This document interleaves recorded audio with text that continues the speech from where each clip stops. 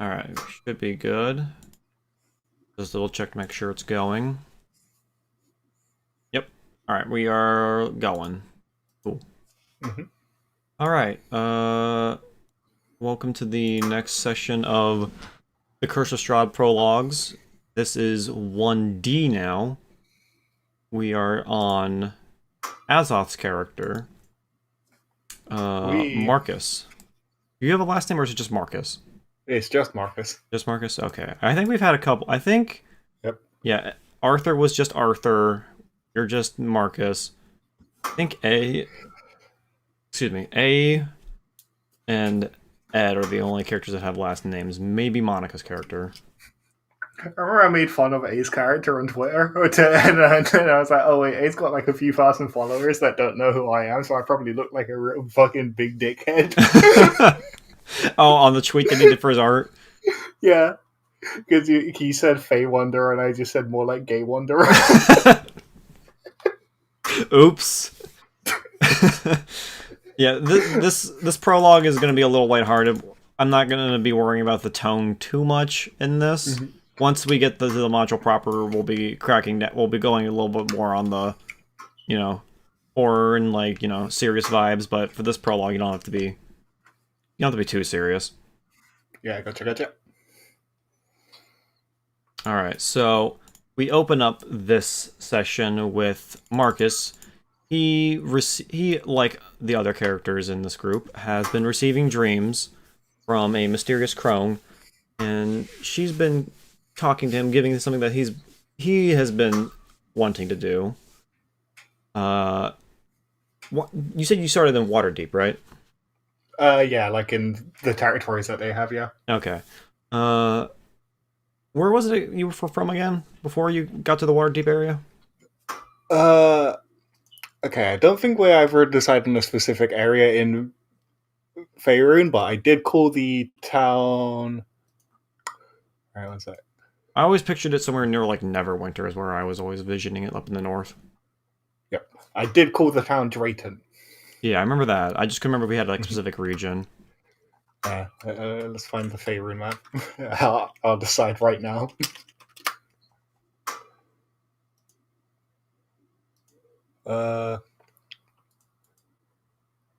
Yay! I found the big one. I think I have it pinned here in the Discord actually. No, I do not. I should have pinned the map. I'm gonna do that real quick, just so we have that. Yeah, okay, so if you need the big labeled map, and but yeah, Okay, I imagine yeah. it's just, we'll just say it's north of Waterdeep, if you want to say that for now. Yeah. Okay, I'm looking at it. Yeah, Neverwinter's north of it, so yeah. That's how I always Small picture village, it. nearish Neverwinter. Yeah, it's not like up in Tundra Land, but it's up there. Mhm. Yeah, Yeah, near the River Mayer. yeah, and you left your hometown quite a few years ago, right? Yes. Yeah, so it's been a minute. So you've been moving around, and you started getting these dreams around the time you moved into Waterdeep, or at least the area of Waterdeep that they govern. And after receiving that last dream, I will now let me reread your your final dream, real quick. For the past moon, you have suffered strange dreams of a woman, her voice rasping behind a darkened veil. In each dream, she speaks of secrets of your past, knowledge buried so deep not a single other soul could know. She speaks of answers to your questions and the fulfillment of your fate. She speaks of serving a queen and facing the undead, and promises both and more. She speaks in riddles and whispers in tongues. In the final dream, she spoke thusly. Seek the shepherd, the avenger, the wizard, and the broken one, she told you.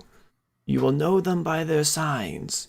The dragon's sigil, the blinded eyes, the coffin of knowledge, and the green eyes of Toril. You will find them in the home of Knight Steed, behind the walls of the Dagger's Ford. Once you have found these companions, seek out the traveling man of many colors. His song will guide you to me. When you awoke, the moon still high in the night sky, you waited for the dream to fade from your mind. Instead, you felt the vision solidify, clarify, and felt a weight in your lap. When you looked down, you saw a single playing card resting there, the Raven. The next morning, you packed your possessions, prepared for the journey. After consulting a map, you decide your destination, the Nightmare Stable, in the town called Daggerford. The road lay before you, and your past lay behind. As the sun rose above your head, you steeled your will, cleared your mind, and let fate guide your step. And I would say it's Okay. been about it's about been a day since you left the Waterdeep region, and you have been traveling on the road for a minute. It's about 8 o'clock or so, and you're coming on across a small little tavern on the roadside just to let you rest for the night. As you're walking, you of course, as usual, have your raven companion on your shoulder. Around you is just a simple farmland, and you can hear the bustling sound of frogs and other insects in the night.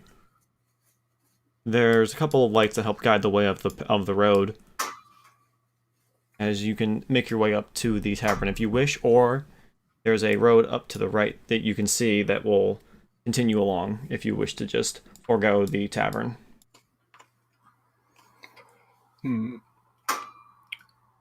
Well, I've been walking all day, right? Yeah.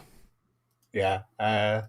It's best to travel during daylight hours and get some rest when you can. So I will go over to the tavern. Oh, I moved the raven. Yeah, I gave you control of both the raven and yourself, so you can move them together. I shrunk him down so you can stack him on top of your personal token. Okay, cool. I can move both at the same time. So is it the dirt road going to the right or the The dirt stone road to the right here is it just takes you back to the main road. Staying on the cobble path here will take you to the very small inn. Okay, yeah, that's where I will be going. As you approach the building, it's a a small little building. Doesn't seem too large to be like a tavern of the sort. It definitely just seems like a roadside inn. Uh, on a small wooden sign above it, you can see what is referred to as the Warm Hearth. Okay. Well, I'll test the door, see if I can enter in. The door's not locked; it's able to be opened. Yeah. Okay, and I will walk in and look around, see what I can see. All right. As you enter the building, you're greeted by the sight of several individuals, 2 men, 2 women. The room is pretty quaint and warm as you walk in. The mud on your boots getting dragged in. You can see a nice little table set about with some tea laid out. The fireplace to your right is keeping the room nice and warm. And of the characters, really the only one who stands out to you who seems similar to you is the man over here on your left, who seems to be wearing armor, while the rest of them, the people to the north of you, are wearing just commoner and noble clothing. As you as you walk in the door, the man that's dressed fairly better than the other 2 women gets up from his seat and walks over. Oh, excuse me, sir. Welcome to our establishment, please. And he holds his hands out to take any coats or any jackets you might have on. And now would be a good time if you want to describe what your character looks like. Okay, I can do that. Let me see what, because I would be still wearing some armor because warlocks, yay. I have leather armor. Okay. So yeah, right now if the traveling clothes, he's definitely wearing his leather armor, but over that he is wearing a pretty frayed black cloak that you can see quite a few patches have been sewed into it. Some of which aren't quite the same shade of as the original material, but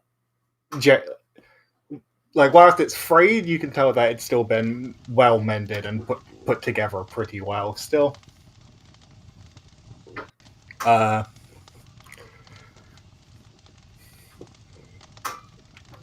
Yeah. Okay. His hair, like it's like reddish brown, and it's got the signs of having been cut just with a blade by himself, basically. Of Very rough and quite not well groomed. yeah,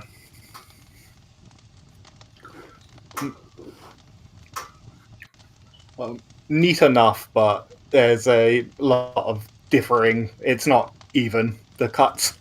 Yeah, you can definitely tell just by looking at it that it wasn't done by a trained Yeah. professional. Mhm. So yeah, that's the kind of appearance that I'm going with. Uh, I'll just raise my hand to more just say that the say it's okay that I don't need him to take anything from me. Uh, say, is are you the owner of this establishment, sir? Ah, yes I am, sir. Thank you. The name's Gerald. Pleasure to meet you. As he holds his hand out. Ah, yeah, I'll shake his hand and say, and I am Marcus. It is good to meet you too. I'm a traveler on the way to Daggerford. How much would a room for the night be, sir? Oh, room for the night? Oh, nothing too much. Just one silver piece. Includes a complimentary breakfast in the morning when you head out for the day. That would be great. Thanks, I'll say. And let me look at my character sheet. I'm fairly certain I've got money. Yeah, I think you got a couple gold pieces in there. Yeah, I will hand him a silver if I do. Oh, I didn't write down my money. Let me quickly look at my class. Oops. Yeah, I'm not gonna worry about like act like you have to like go find someone to do conversions. Like if it's like, oh, I need to pay a silver piece and you have gold, I'm perfectly fine with you just converting that gold on the spot. Yeah, the guy probably has a till or Yeah, like the yeah, kind of yeah. I do. I don't ever. I'm not gonna make a fuss about that. I'm gonna assume that either the person you're paying will have change for you, or you can just have change on hand already. So either handing him a gold piece, or you just being like, oh, I hand him the silver that he needs. I'm cool yeah. with I'll either of hand him that. the silver. Yeah, I'll hand him the silver that he needs whilst I'm quickly checking how much money I should have. Yeah, I'm pretty sure you have enough. Because everyone starts with, like, usually, like, some amount of gold at start. 5e starting gold. Alright, yeah. He'll, take that piece, and then he'll make his way out to another room, and look to a woman who will then, the woman who was sitting on the chair next to him, who will then get up and start pouring you a cup of tea from the table in the center. Okay. Yeah, I'll sit at the table and take the cup and nod in thanks. Once you have given her the nod, the woman will then start to depart from the room alongside the gentleman who was in here previously. The couch ahead of you, you can take a seat on. Yeah, I will take a seat there. Then yes. I'll move you, don't worry, while you keep looking. Yep. As you take your seat, you find yourself alone with the other gentleman, also wearing leather armor like yourself. The man doesn't seem to be too badly. Dress-wise, his armor isn't the worst, but the clothes he's wearing around the armor definitely seem ragged and have seen better days. He's a human male and you can see a long sword and a long bow, and a short sword to his side over here against the wall. He has bloodshot. You can see a little bit of bloodshot around his dark brown eyes, with a lot of circles going under them as well, which you can most likely guess he has a lack of sleep. The man seems pretty well built. You know, he doesn't seem like he's, starving, but he's not fat. He's just fairly averagely built. Okay. And judging by how he's sitting, he seems to be somewhere between like 5'5", maybe like 5'8". So pretty short. Yeah, fairly short height for average male. You can see a little bit of short black hair, but he's mostly wearing a hood that he has kept under his armor. And as you take your seat, he raises the teacup in his hand and gives you a slight nod as you take your seat. I'll repeat the motion. Good to see another adventurer around here. Thought I was the only one around. Man takes a little sip from the teacup and puts it on the table. Yeah, I haven't seen too many travelers in these areas either. It's quite strange.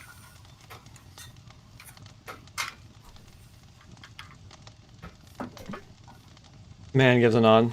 Yeah, seems like most people prefer to just stay in Waterdeep.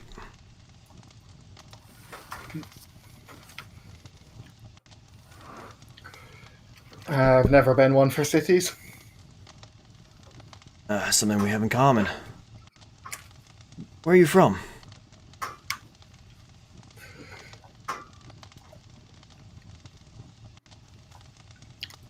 Yeah, Marcus will hesitate for a second, frowning, but a village to the north, Drayton, if you've heard of it.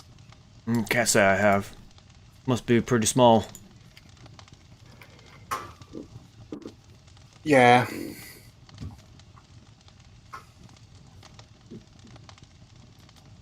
Oh, where are my manners? Name's Quentin, by the way. Oh.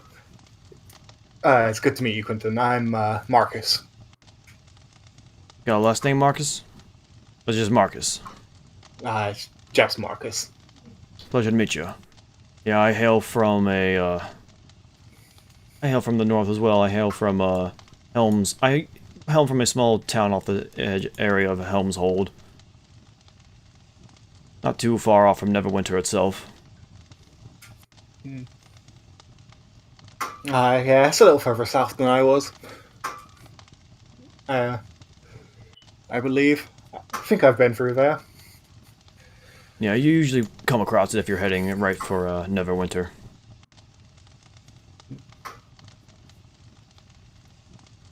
I got a little sick of having to hang around there and decided to head out adventuring. Now I found myself here. Figured I'd try my luck in the south. Anywhere in particular, if you don't mind my asking? Thinking about heading towards Amma. Is that how you say it? Sorry? Is it Am? How do you say that? Oh, Am? Yeah. Okay. Sort of like alms for the poor, but Yeah. Okay, yeah. Think about trying my luck in Am. I've heard you can make a fortune down there if you know where to look. well, it does have the city of coin. Though I can't say I've ever been to Atkatla myself. Sounds like you've traveled around quite a bit.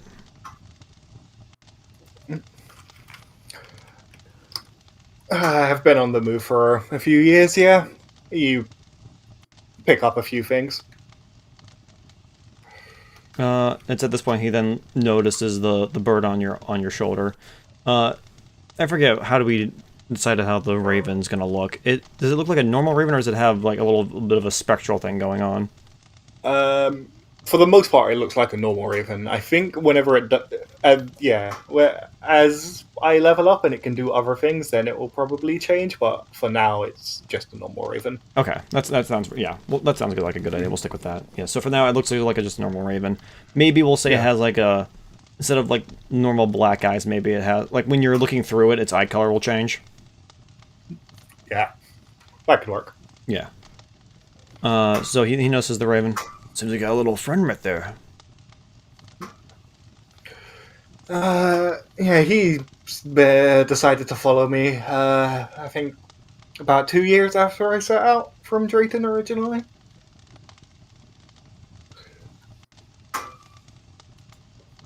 Well, it's always good to have a companion on the road, even if it is a pet.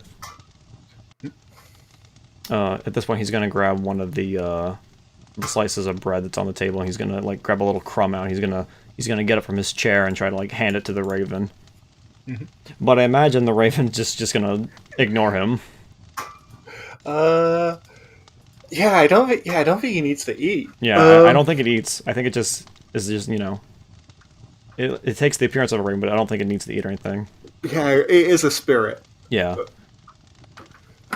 So like, yeah, he hands it out, and the Raven Yeah. just sits there ignoring him. Huh. Yeah. I guess he's picky about who he gets his food from, and then he'll return to his seat.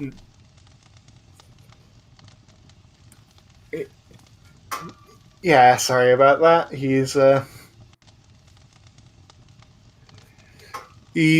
definitely not very social. Hmm. So tell me, Marcus, or is there anywhere particular you're headed for? Daggerford, I've heard they got a feeling that there's something I can help with there. Huh. I was actually hoping to catch a boat in Daggerford and use that to sail down the rest of the way rather than just walking down south. I hear it's best to avoid Baldur's Gate sometimes.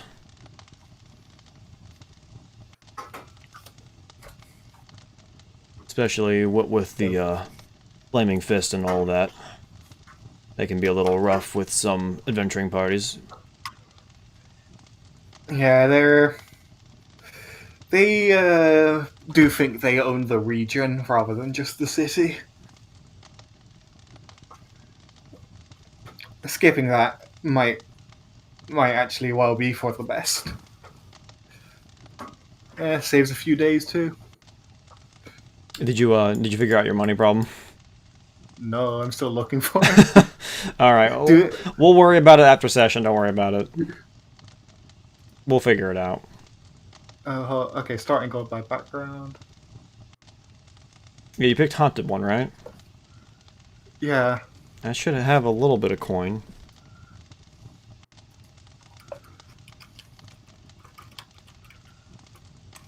Let me. yeah, it's not saying anything. Oh, it says 1 silver, please. Oh, Cool, I gave him my 1 silver. oh, you only have 1 silver. That's it. Yep. That's fine. Oh yeah, a set of commoners' clothes and 1 silver piece. Okay. Oh wow.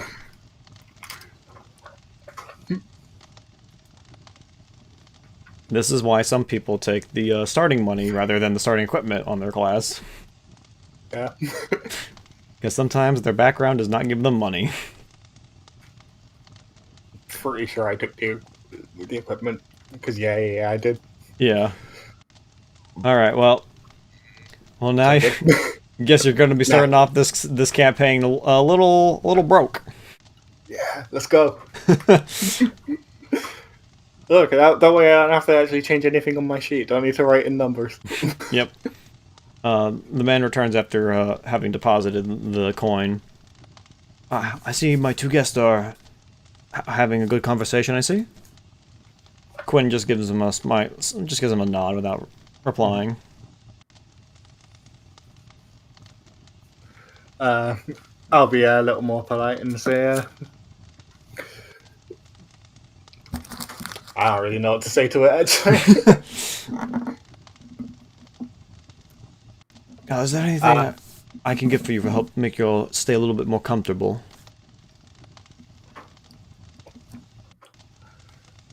No, I should be fine as is, thank you. Alright. If you need to head to bed, your rooms is right behind you. Just head around the wall behind you and you'll see the big 2 doors. That'll take you to your room. Oh, thank you. If you do need me, though, I will be helping the assistants with the food for tomorrow morning, so that way you have a nice breakfast for the morning. I wish you both good night. He gives a bow. Give him a nod.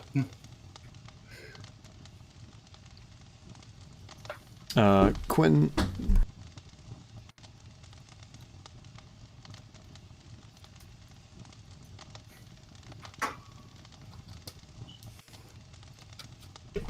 Sorry. Quinn then looks to you. Well, you got any plans after you get to Daggerford, or is it just gonna be sticking around there for a minute? I'll probably be sticking around there.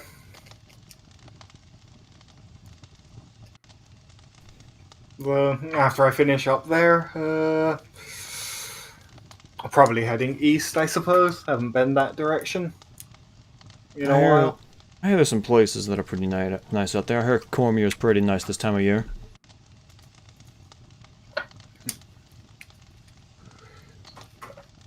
Mhm. I shall have to hope I see it.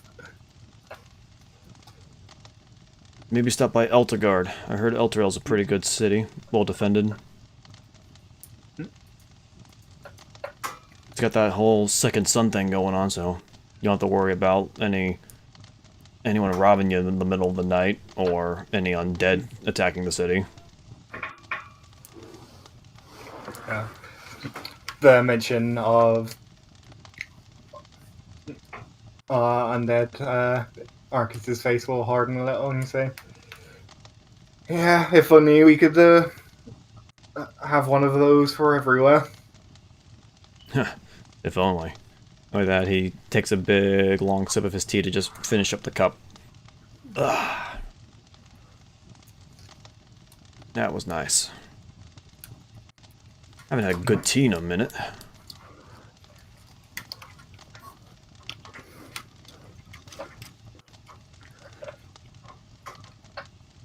Yeah. I'll just give him a nod to that. Don't really know what to say. No, yeah, I imagine these two are kind of just awkward for the most part. Yeah. Well, since we're both heading to Daggerford, if you don't mind, maybe we could take to the road together. Just get this last couple miles. I heard it can be, just in case any bandits are on the road.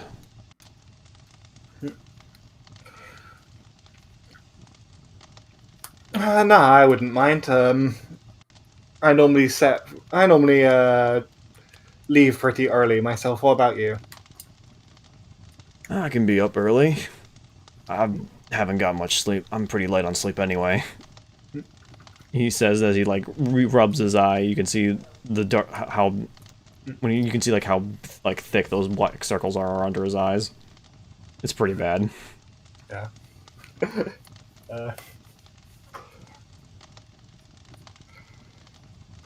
Well, I might as well head to bed early then if we're getting up early.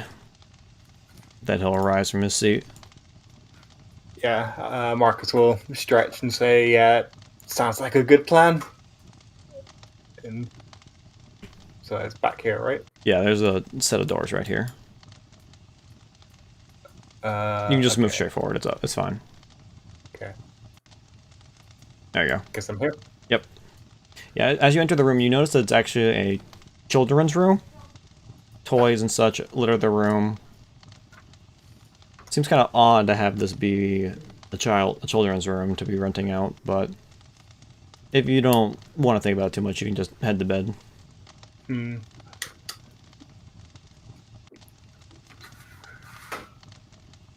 Thinking on it, this is probably just originally a family home that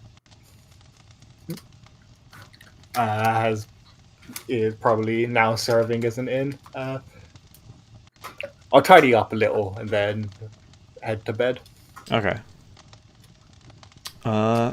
As you drift off to sleep, though, you do get a very different dream than you've been experiencing these past couple of days. Rather than seeing the crone who's been talking to you, you actually see a decrepit tree sitting on a small hill with a flock of ravens sitting on it. This rusted up tree.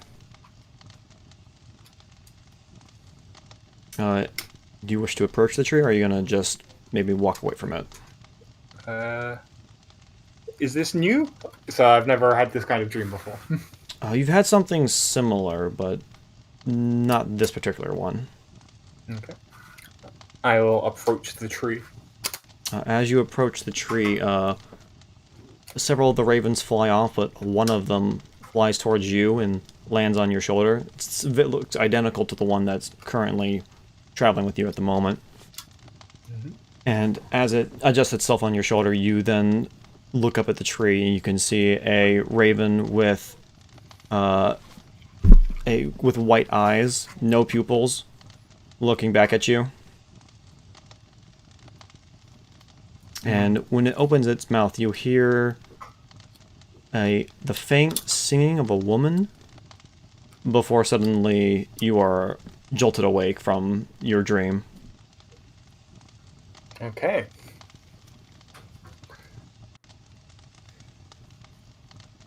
As you wake up, you see that Quentin is already tidying things up. The sun's beginning to rise, but hasn't risen just yet. He looks over to you. Ah, you're awake. I didn't expect you to wake earlier than me. I say sitting up. Yeah, sleep's not kind to me, sadly. Do you need help getting your gear together? No, I'm good, thanks. I'll say. I'll rise and get dressed and All right, everything. I'll see what they have for breakfast. You try to grab what we can for on the go. And he'll make his way to the kitchen.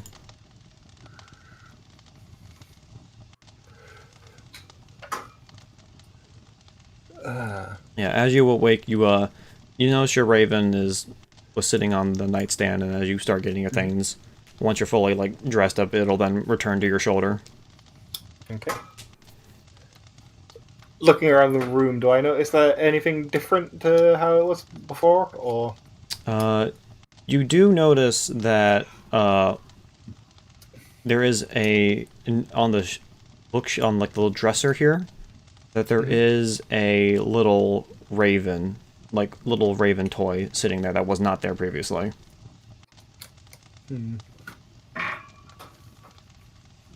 Is this raven toy white by any chance? The eyes are white, yes. Okay.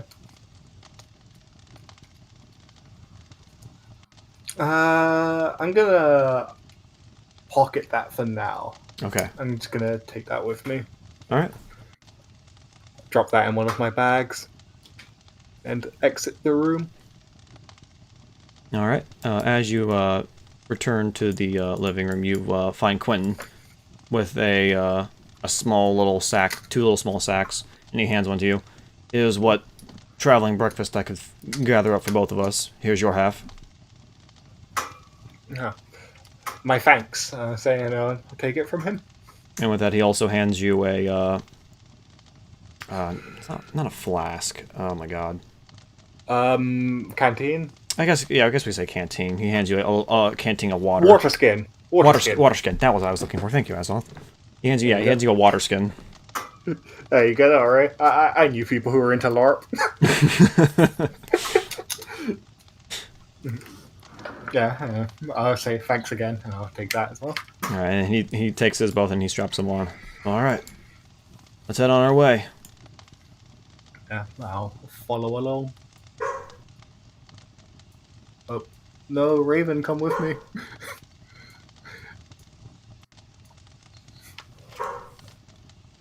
All right. All right, and then as you guys head on your way, the sun begins to start rising overhead, and eventually, you guys make your way down the road. Okay. As you continue down the road, though, you eventually come across a small, looks like some sort of attack on the road. A caravan can be found with 2 dead bodies and 2 dead horses. I'll raise my hand to signal Quentin to stop. We should check that out. See if what's got them is still here by any chance. All right.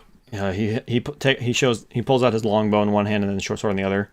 You want me to approach, or you want to approach? Hmm. Well, I don't have any bow myself, so I think I should probably go first. All right. He'll sheath his sword To and pull out keep an me arrow covered. and lock it. Yeah. Now, slowly approach whilst keeping an eye out. If you want, you can roll me perception as you're approaching. Okay, let's do so.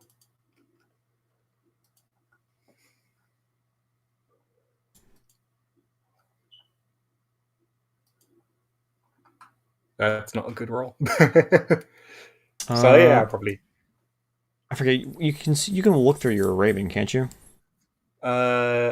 Yes, but that would give me dark vision basically. I don't Okay, think it so gives it me a doesn't bonus let to you like perception. see a bit longer, or at least roll better with perception. Oh wait, it says like even a bonus to my passive wisdom and passive perception Okay, well, and two wisdom checks. The bonus equals my charisma modifier when he's on my shoulder. Okay, okay. so hold on, that should have been slightly higher. So it would be That plus should be 4. so it'd be 10. 10? Okay. With 10, you don't see any. You look around the area and you don't see any like hostiles for the moment, but you do see someone poorly hiding behind a tree over here.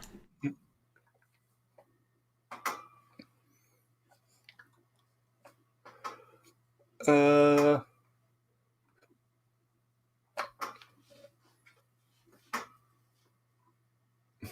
Okay, I'll signal. I'll point over to the tree for Quentin to get him to look in that direction as well, and then I'll. He'll move forward a little bit towards this tree and then point his bow. He'll aim his bow towards the tree and look towards you and start moving. Yeah, and so I'll just I'll say in a loud voice. I'll just say, okay, since they are not hiding very well, I doubt they'd be the people who'd be doing this. Even though, obviously I can't see their token. Yeah. but hey, you can use multi-sided ones. Yep. But yeah, I'll call it out and I'll say, "Come out." I doubt you're the one who's done this, considering it's not very hard to see you there, but hiding there makes you seem pretty suspicious. When you say that, a 20-some young man walks out from behind the tree with his hands up. He seems to be fairly clean-shaven with short brown hair. Okay. Looking at him and looking at the bodies, do they seem to be wearing similar clothing or anything like that? Or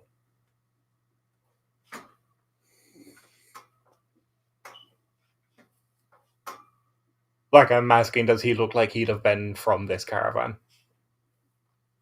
Sorry, I had someone walk in. What'd you say? Looking at the bodies and then looking at him, does he look like he'd be wearing he's wearing similar clothing or anything like that, or like he'd be from the caravan? He's wearing a cloak that pretty much matches with the other two that are dead on the ground. Okay. You can see that as he's like walking out, you can see that his legs are shaking a little bit as he's walking out.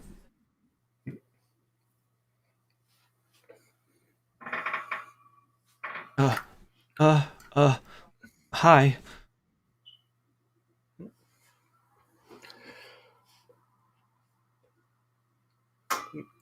So that's, yeah,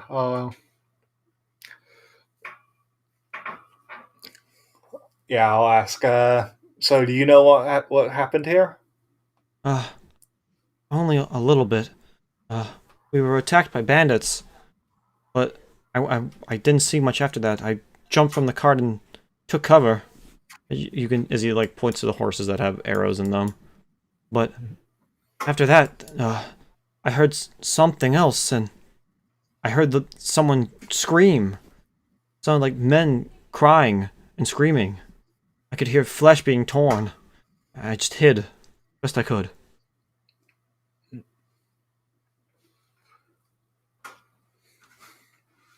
Quentin looks over to you and like gives like a looks over to you.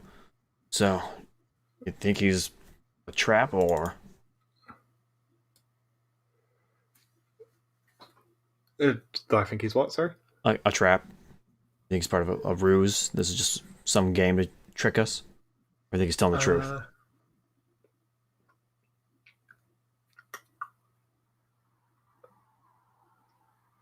I'm gonna give him a quick look over. Does he have any weapons on him? He has a dagger, visible. and that's it.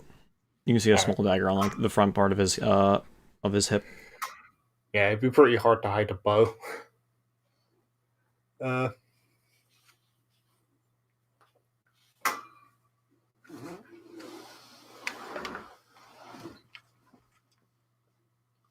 Looking at the bodies, so the bodies just have like arrows in them? The bodies do not have arrows in them, actually. Oh, okay. So the horses do. If you want to check out the bodies, you can. Yeah. Quinn will keep his bow focused if you want to look at the bodies. Yeah. Yeah, so I'm gonna need to look around a little to see what I believe about that. If you could keep an eye on him, I'll say, as I go to investigate the bodies. I gotcha. Don't even think about it, kid. Okay. So, do I roll investigation? Oh, yeah, go ahead. Aha, this one I actually have good. God damn it.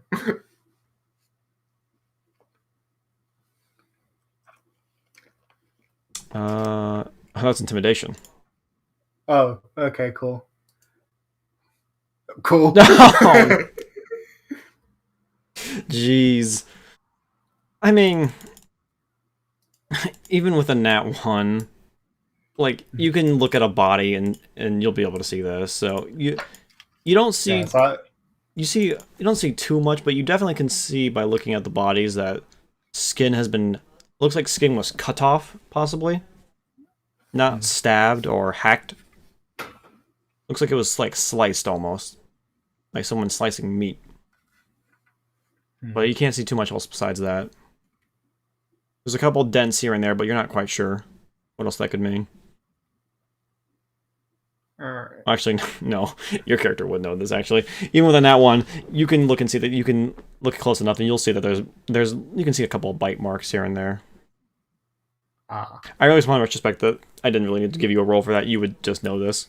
It looks like bite marks. And flesh was torn from it with these bites.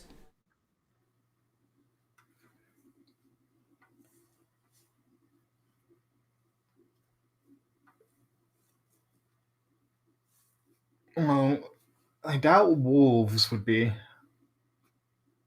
attacking anything that was already being attacked by bandits. They generally stay away from people.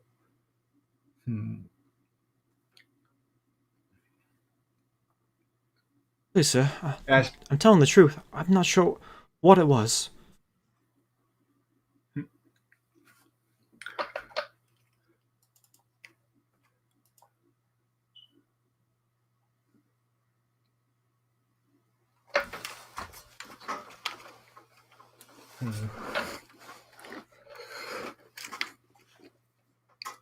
Actually, yeah. Is there anything missing? So the caravan's all fucked up. Does it still have stuff in it? If you want to take a look in the back, you can. That will ask for an investigation again. Okay. Yeah, let's go. Looking in the back of the cart, you see that it doesn't look like anything was. There's a couple things knocked over, but for the most part, it doesn't look like anything was moved out.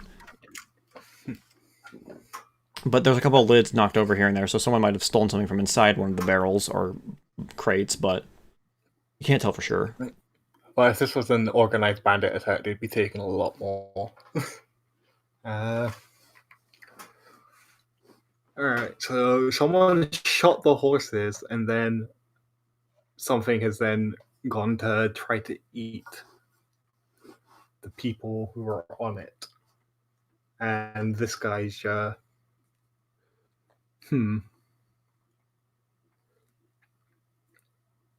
So, yeah, I'll turn to him and say, so how exactly did you get away from the initial bandit attack? The arrows rang down and struck our horses, and following that I jumped from the cart and ran for the woods here, leaving my friends behind, sadly.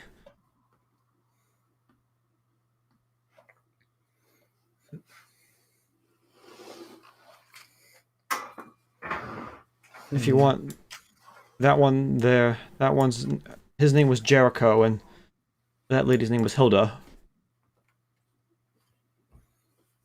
We've been traveling together for a minute. We were heading towards Daggerford.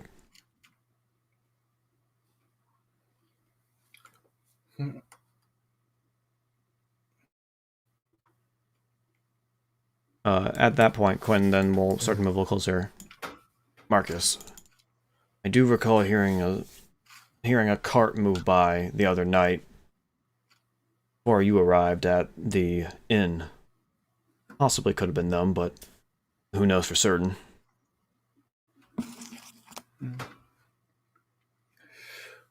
Well, judging by the fact that there's still quite a lot of things in the wagon, this is definitely recent. Otherwise, even just opportunistic looters would have taken their goods by now. What's your passive perception again?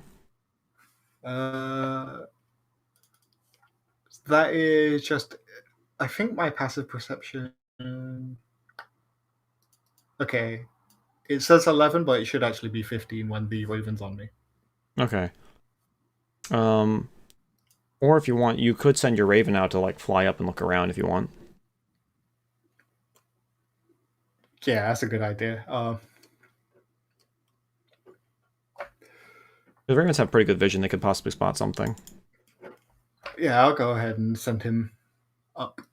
All right. Let's see, raven. All right. You're So right. I can, whilst it's within 100 feet of me, I can see through his eyes. Okay. And I'm not gonna like do like a whole like rule semantic about a raven. I'll check a sheet. I'll check a sheet real quick just to be sure, but I'm pretty sure he's doesn't really have anything. I just know being a raven. Yeah, I think it's got night vision. That's right. Perception +3, passive perception 13. Passive perception 13, perception +3. We'll give it a roll. Let's stick with the passive. With its passive, the raven is able to notice a couple of bodies that are over here on the hillside over here. It can't tell what exactly the bodies are, but he does see bodies, though. Okay. And after circling around twice around the area, it then returns to your shoulder and lands.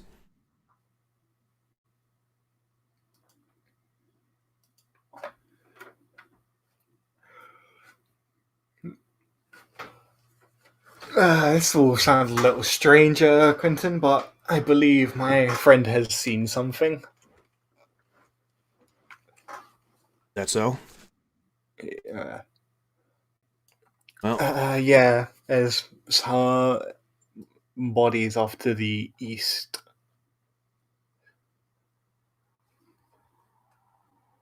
You one of those like druids that can like talk to animals or something? Not most of them, just this one. Oh, okay. Well, if it's awesome up there, I'll stay down here with this kid, and if you want to head over there, or I can check it out if you want.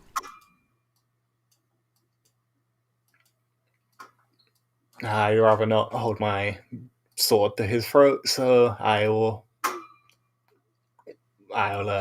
go ahead. All right, I'll stay here. Yeah. All right. As you start to walk up a little bit of the incline, you do spot several bodies of. You see the bodies of 3 humans, all dressed in all black, with a couple of cloths covering their faces, covering their mouths and a little bit of their nose. Okay. Yeah, and I assume these guys have. I'm assuming I'm seeing some bows and arrows in these guys. Yeah, you see bows and arrows on like with them. You can see a couple of them scattered around, but nothing, Mm. none in their bodies though. Like they haven't been shot. Yeah, what I meant is like Yeah, I yeah. can deduce that they were the ones who. Okay. But like the two people down by the cart, you can see the same type of bite marks on them as well. Mhm.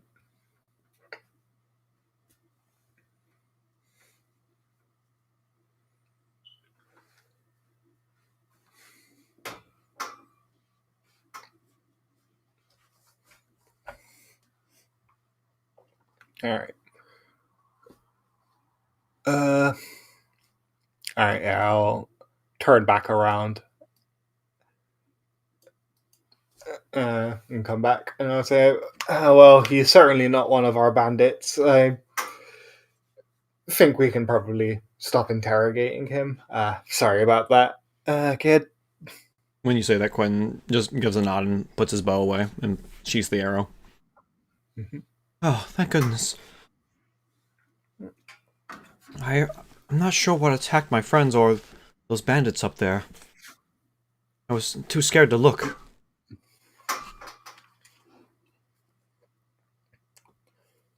Oh, whatever it was, it's certainly done a number. I can see why you'd be afraid of it. Still, you said you were on your way to Daggerford, correct? I am, yes.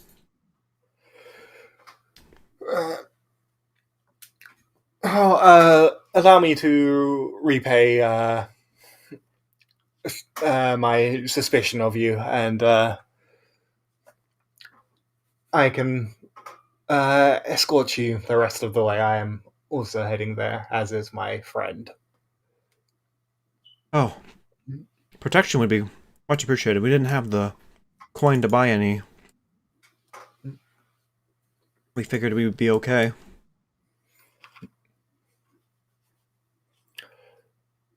Of course, we have to. We're traveling pretty light ourselves. I don't think we can take all of your goods with us. If you wanted to keep those. Yeah, yeah. With the horses dead, it'll be quite hard to move this cart. I can grab whatever I can and hide the rest of it for later. I have an associate in Daggerford who can come and find the hiding spot at a later time. I'll look over to Quentin and say, "You're fine with him joining us too, right?" Well, yeah, I don't mind. I'll keep an eye on him and make sure he doesn't get in trouble.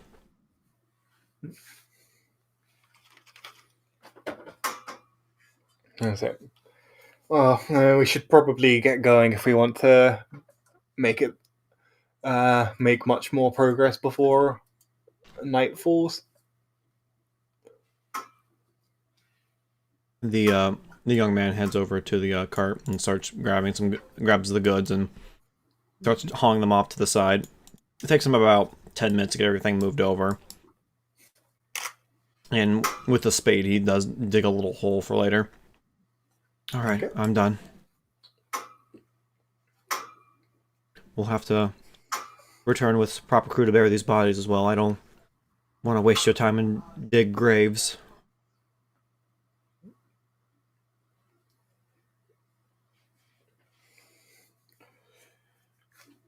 Ah, yes, and families must be informed as well.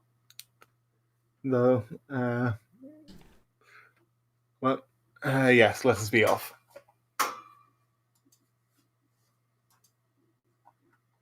Alright, Uh, as you continue down the road, you guys eventually... A little hard to see on this hey, map, it's the but big map.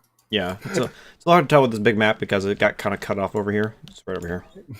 Yep. You guys pass by Nightstone following that, and you're about halfway to Daggerford when, as you're traveling along, a fog starts to really set in on the road. it gets a little difficult to see what's ahead of you. But eventually you do see a dirt path to the left of you go up towards a farm. And Marcus, you do see that same tree from your dream up by the farm. You see a big dead oak tree with a the group of ravens is called a murder, right? Yeah, no, that's a crow. Crow? That's a crow? Okay. It's just a flock of ravens then? I think it might be a flock. Yeah, you see a Group flock of of ravens sitting on the said dead tree. Very similar to what you saw in your dream. It's called an unkindness. Called a what? It's called an unkindness, apparently. An Excuse me. unkindness.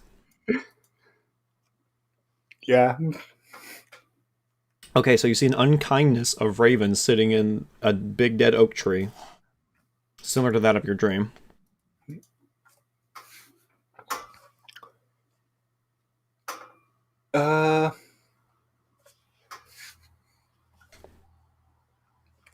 Okay.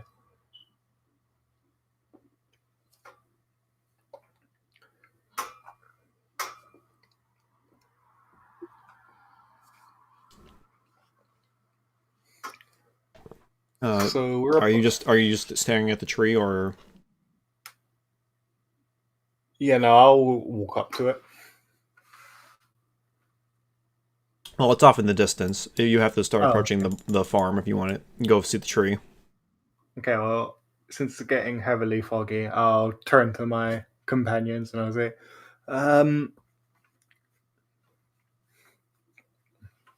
it might be best for us to seek shelter in this farm here until the fog clears up.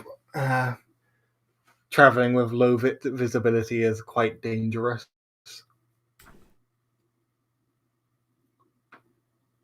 You got a point. Hopefully it shouldn't take too long, though.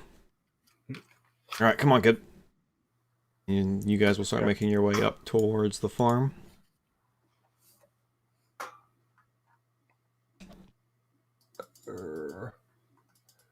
Oh, I forgot the kid. Okay, there. Yeah, there are a bunch of weird lines up the top, which is where I started.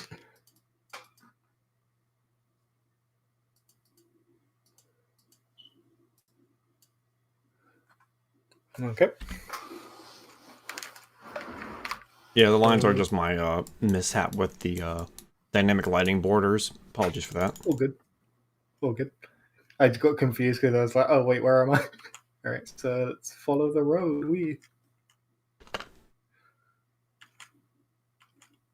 Yeah, Quentin and the kid will follow right behind you. As you reach up to this fence here, you do see a sign that says Wigwright Farm. Okay. Yeah, I'll continue following the road for now.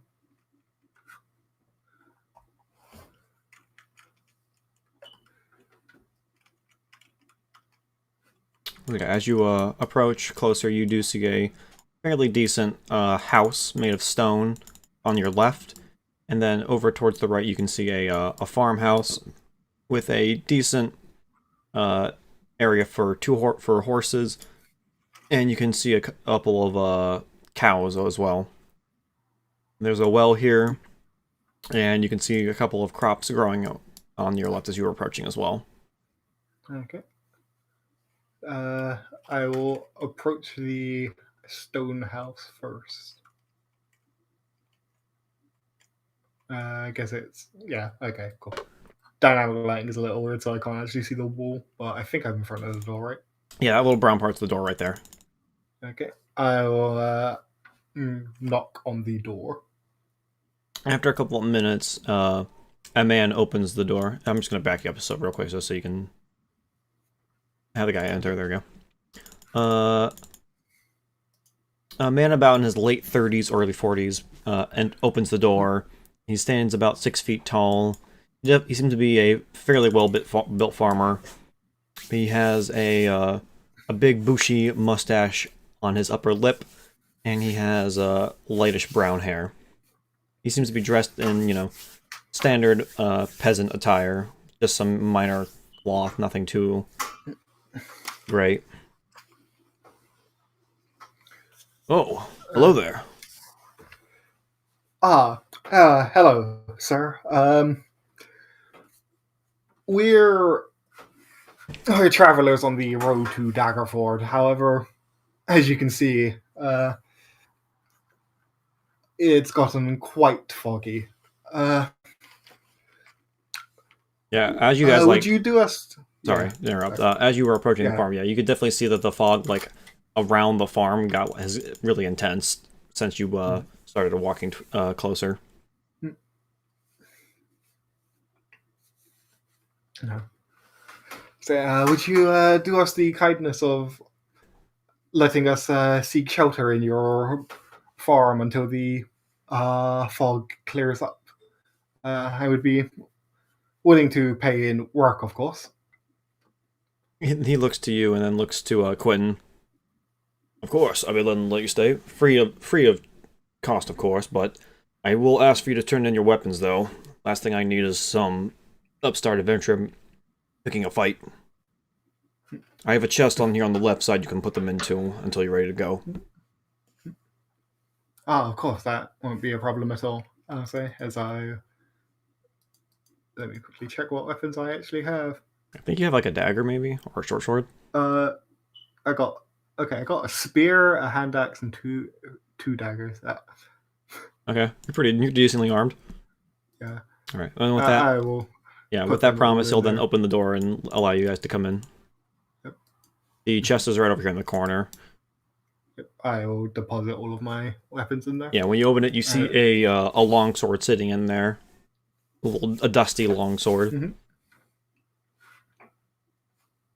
Nope. Quentin will then head over and deposit his weapons as well. Turn to the kid and try like Yeah, he'll move over and signal. just deposit his dagger. And then the farmer then will look to you. All right. That's great. After you have once deposited, he has a big smile. Well, that clears that up. Welcome to Wigwright Farm. Name's Xander Wigwright. Pleasure to meet you. It's a pleasure to meet you, Xander. My name is Marcus. Name's Quentin. Nice to meet you, Quentin. Nice to meet you, Marcus. And you over there, young fella? Uh, uh, name's Richard. Nice to meet you, Richard.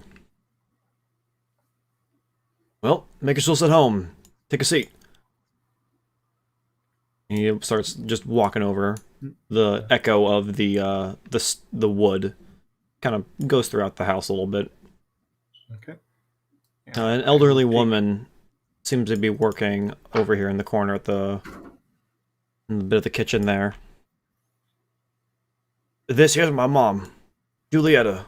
She will turn to look and gives a small wave. Hello, dears.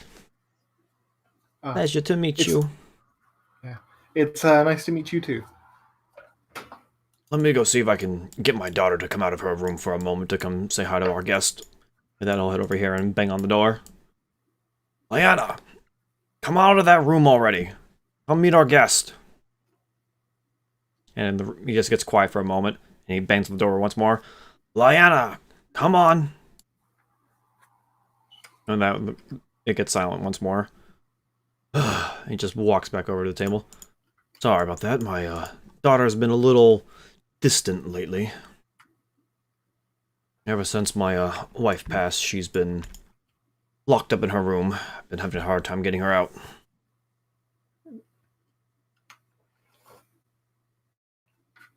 It's no trouble, sir. With that, he grabs the pitcher that's in the center of the table and starts pouring his cup. Anyone here care for some wine? Gwen will hold his cup out and nod. And and Richard on the right will decline sadly. Yeah. Polite thing to do is take what's offered. So. All right, Xander will pull you a small cup of wine as well. Mm-hmm. So, headed for Daggerford, huh? Yes. That's a nice city. Been there every now and again to buy supplies and sell my goods. This will actually be my first time visiting, I believe. When I was there was a interesting carnival or something going on. Big caravan nearby. Bunch of strange looking people over there. Not quite sure what's going on. But I had to come back here before. I left Julieta alone by herself with Lyanna.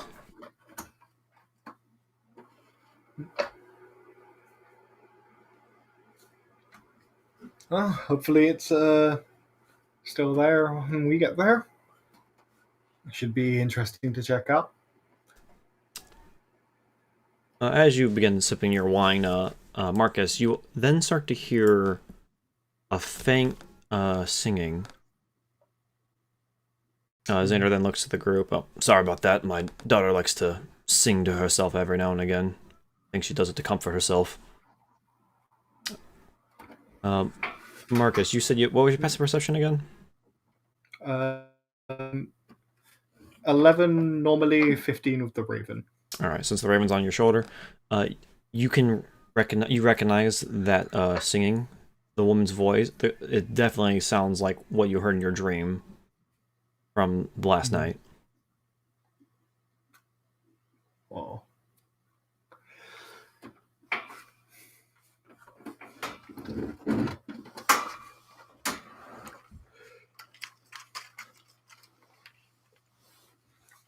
I can't exactly burst into his daughter's room.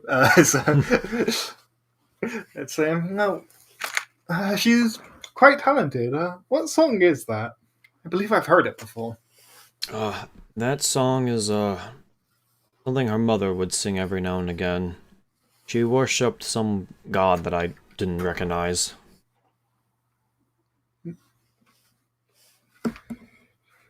Yes, well, there are quite a few of those. And the only god I know about is Lathander, and he pulls out his little holy symbol that's under his shirt and tucks back in.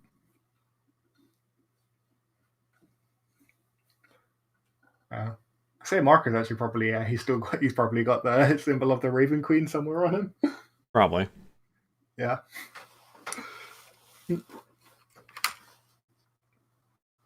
But that's on a need-to-know basis. Yeah, it's also not exactly a very commonly worshipped god, so Yeah, that's why he's like, I don't know. yeah.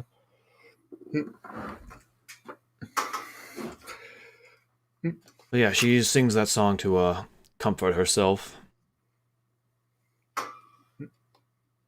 How long do you said you plan to stay until the fog ends?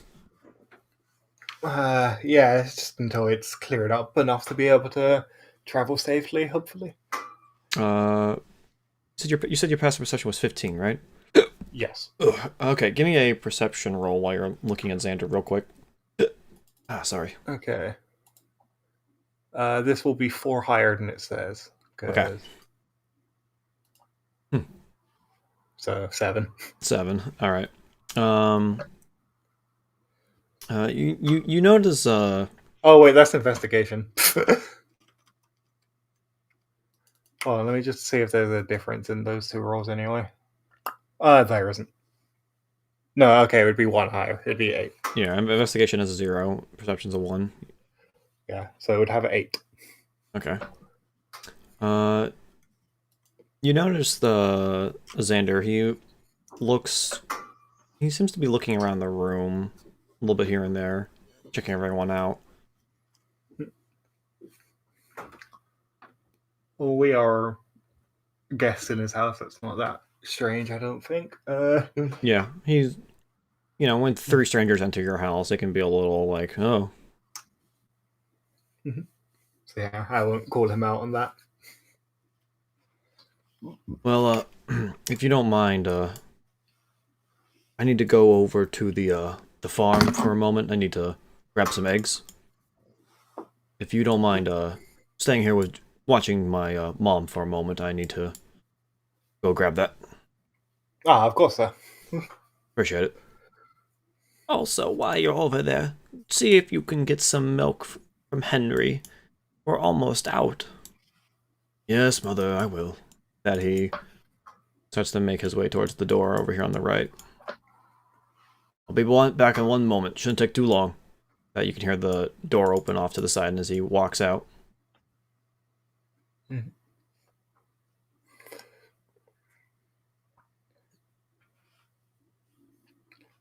Uh, You can so see Juliet over there, like making some bread and stuff. Oh, where did I leave though that flour? She's like looking around. I'll stand up and walk over and see if I can help her out. Okay. Flower, you say? Yes, I can't seem to find it. It's right. It's literally right here to the right. Yeah. You can see it pretty easily. Okay. I'll reach for it and pass it to her and say, I was just here. Oh, there it was. Thank you, dear. I'm making some loaves of bread. When it's done, I'll make sure to give you an extra loaf. That'd be very appreciated, thank you. And with that, she starts pouring some bread together to mix it together. Mhm. As she's making the bread, you can hear, since you're standing here next to this wall, you can hear the singing a little bit more clearly now. Ah, that poor dear. She loves that song. Mm. Would you happen to know more about it than your son? Oh, yes. His wife, she adored that song. She would sing it every now and again. Mm. Though, my husband told me not to, speak about it.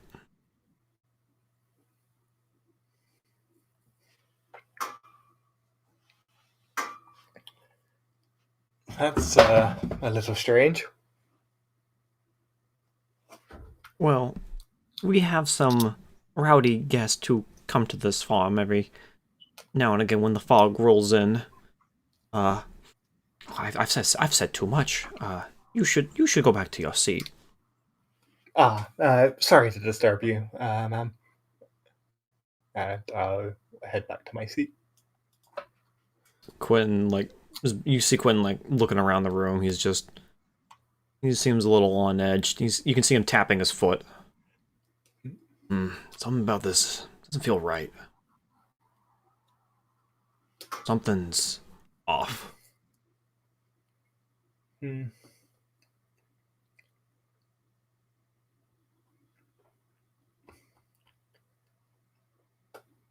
Yeah, I'm not quite sure what though. Uh, Hmm. You seem really interested in that song. Is there something tied to that song to you? Is that song tied to you or something? Not that I know of. I've heard that song before though. I just can't quite recall from where. I say lying through my teeth. uh, I I don't think I've ever heard it. Hmm. Looking around, are there any open windows here? There are no windows. Oh. Hmm. Damn, there goes my plan. And Yeah, there's not a single window in this house, as far as you can see. that is very strange.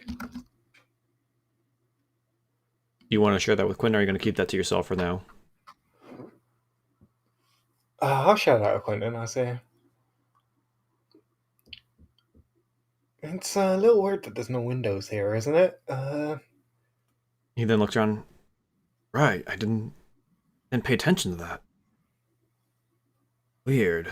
You know, even if a house is made of stone, they'd at least put a window somewhere. A little bit of Yeah. sunlight. Wait. You said he worshipped Lathander, right? Yeah, the open palm god, correct? Lathander's the god of like sunrise and dawn and birth and all that. You think he'd want a window in the house so you could appreciate the sunrise? Hmm. Yeah, this is certainly strange. Hmm. You saw that longsword in the chest as well, didn't you? I assumed it was just for home defense. Didn't take too Yeah, much. I didn't think about it too I much. assumed it was his too, but why would he want our weapons stored with his? Hmm. That's a good Come point. to think of it.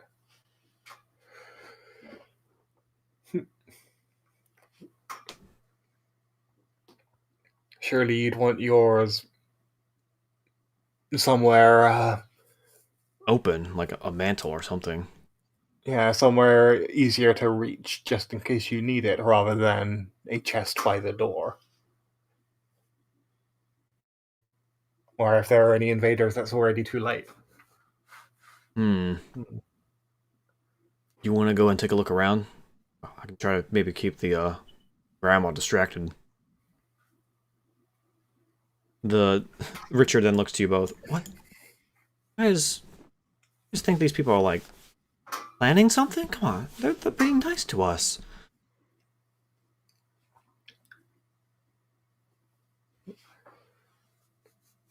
Say it's always good to be cautious. I will. At this point, Quinn then takes the wine pitcher and he puts his nose to it and starts smelling it. Nah, nothing weird here. Nope, Okay. he's gonna poison us. He puts the wine Yeah. flask down. Yeah. I will. Uh, Look up and look to Julieta and I say, excuse me. Sorry to disturb you.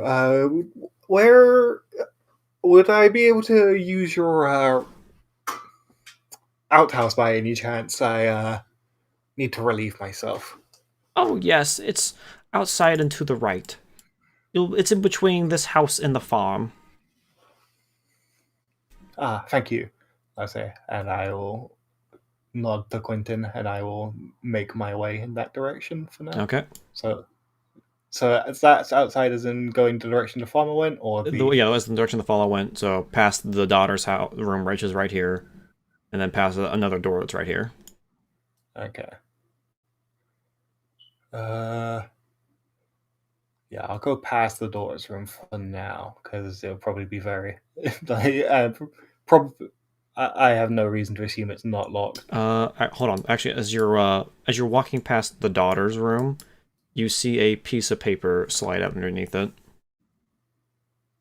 I will grab that It's a and take blank a piece of look. paper that just says hello. After a couple seconds, you see a little like a I'm not. The only thing I can think of is a fucking quirl, and I can't think of any other writing devices from like medieval times.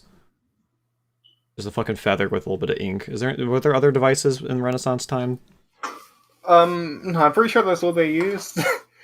Cause, well, because you couldn't put ink in pens yet. Yeah. You see, you see a feather sort of like stick out from under the door. Hmm. All right. Well, this is a world of scrying, so you can actually just write stuff through magic like that. So that, whilst weird, isn't the worst thing. So I'll take that. I'll take the quill as well. And whilst I'm still walking, because it'd be weird for them to not hear the door open and close, Yeah. I will I will write hello back on the other side of the paper, I suppose. Okay. I take it you open the door and then you close it, Yeah. and then you're gonna tiptoe back. Yeah. All right, you go ahead and give me a sneaking roll. Don't worry, the DC is small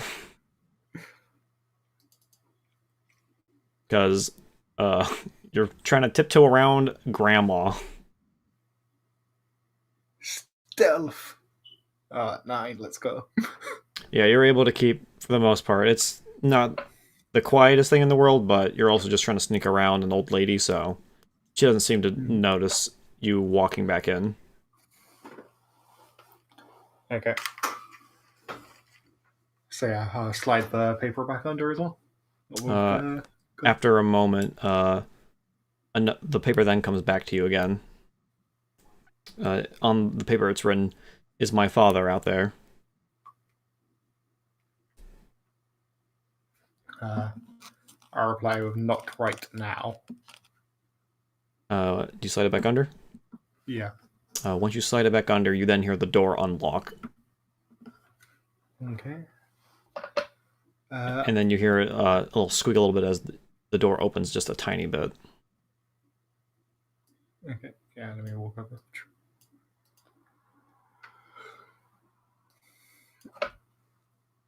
Alright, you can basically open the door and just squeeze in now. Yeah, I will do so.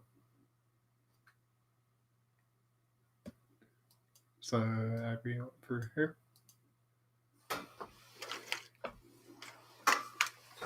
So yeah, I quietly I'll raise my hand and say hello.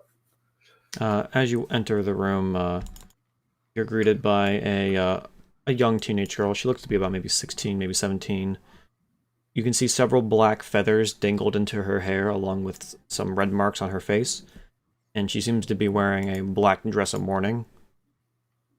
And she has pretty decently long black hair that goes to about a little bit past her shoulders. And she also seems to be wearing a necklace with the that has the icon of the Raven Queen.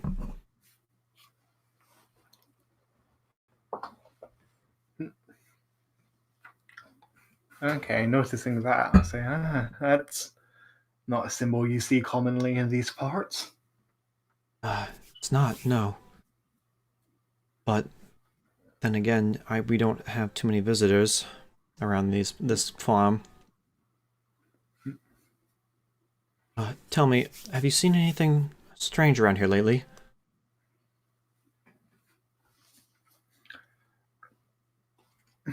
Well, a while up the road, there was an attack on a caravan. However, what what's killed, what attacked the people and what attacked the animals are different things. Did you see bite marks, perhaps? That I did. It seems like they're starting to branch out more. Not good.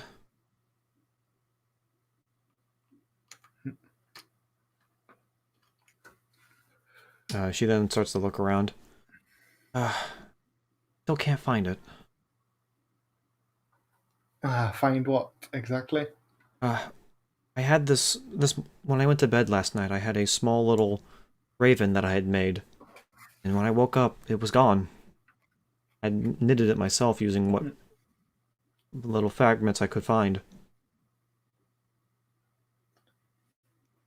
So, would it happen to be this? I'll say, taking what I took from the inn out of a bag. That is. How did you get that? I found it at the inn I was staying at last night. And I'll say its name that I forgot, but Marcus would remember. The Warm Hearth. The Warm Hearth, yeah. Warm Hearth, have you heard of it? Yeah, it's a little bit of the road from here. My father's had to stay there once before while going on business. Yeah, it's certainly a nice inn. She then notices the raven on your shoulder, and she's just her eyes lock on the raven as she just steps forward. And she slowly raises her hand up, and then slowly starts to move her pointer finger towards the raven. Do you try to stop her? No, I've seen that she's got the symbol of the Raven Queen at least, which Okay. is.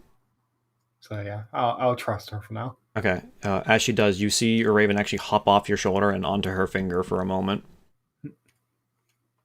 And she begins to, she gives a small little stroke with her other pointer finger across the raven's back. seems you've also been blessed by the Queen.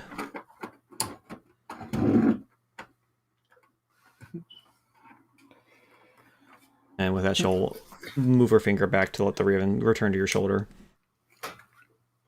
Has she sent you here to help me? Has she finally answered my prayers?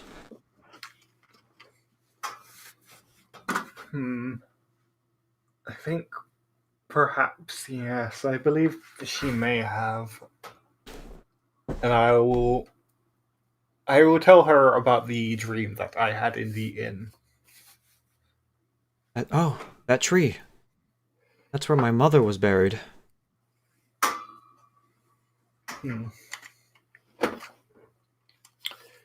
Well, these weren't exactly the most direct instructions I've ever received. So, I'm sorry, but you're gonna have to tell me what exactly it is you needed help with. Uh, Ever since my mother died, this fog seems to be rolling in on our farm. At first we thought it was just, natural fog. But then one night we heard a banging at the door once. My dad went to the door and, out of nowhere, a walking corpse was at the door. It attacked my father, and if he hadn't had his longsword at his side, he probably could have died. We thought it was just a one-off thing, so we didn't think too much of it. As time has gone on, the fog returns every now and again, and the undead just come back again and again. Their numbers seem to be increasing.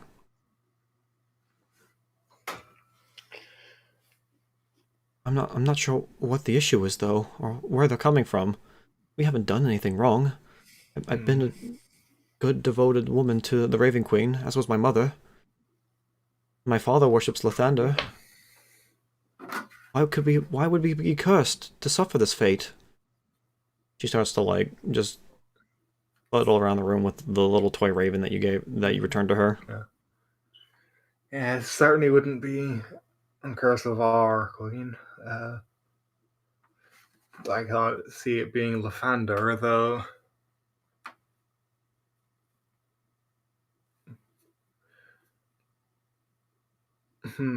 I've prayed to the Raven Queen that she would send a herald to help rid the undead from this land, but yet to find anyone. Until now, she says, looking at you.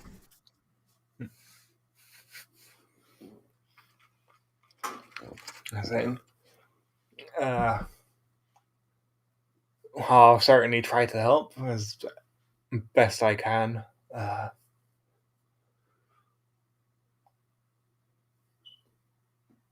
Though,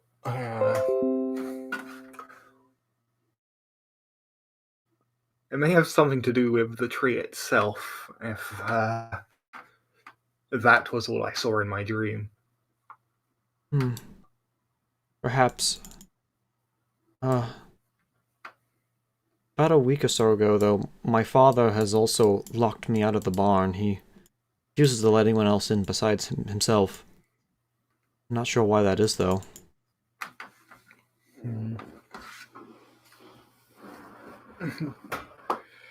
That certainly is strange as well, yeah. Perhaps you could get into the barn and take a look for me.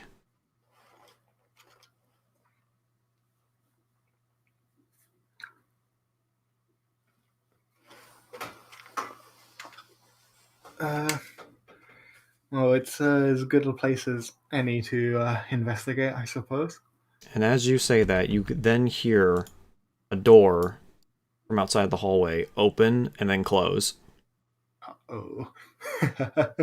Well, this isn't a room I can leave. As you're standing there, you can hear someone walking past the door and into the kitchen. Alright. Here's the eggs that you wanted for, and here is a little bit of milk that I got from Henry. Not much, though. Hey, where's that younger fellow? Oh, he stepped out to go to the bathroom. Oh, okay. Oh, Well, no, might as I well can get back see. to our drink then, fellas. Yeah, he doesn't do well with alcohol. It really upsets his stomach. Okay. And you Uh, can hear them chatting a little bit. Quinn's trying his best to buy you time. yeah. All right. Uh, I'll say, I'll turn to the daughter and I'll say, well, I'll try my best to help with this. My name's Marcus, by the way. Uh, Leona, right? Yes.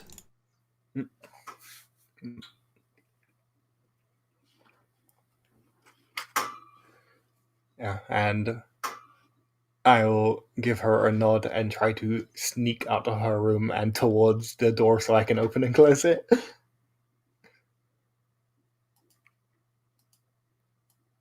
So should that be a stealth roll? Yeah, go ahead.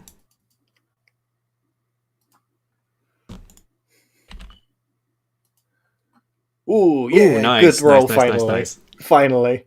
Yeah, you've been on a roll with not so great rolls. This is good. Yeah, so Okay. you're able to open the door and without causing any ruckus, you're able to move out into the hallway. Mhm. Yeah, so I'll move over to the back door again. Since he's already expecting me back, I will try to investigate the outside later. So I will just open the back door and close it again. Not like very loud. Try to do it just normally, basically, and Yeah, just stroll on back into the into the living back into room. the house as if you were walking back in. Yeah. Okay. Ah, there you are. Yeah. Sorry about that. Just you know how it is. Oh, don't worry. My my wife's father, alcohol was really messing him up at times. He would be in that outhouse for hours.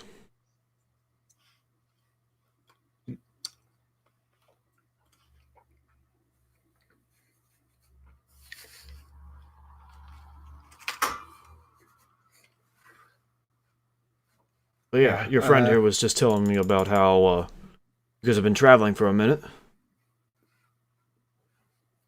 Yeah, Yeah.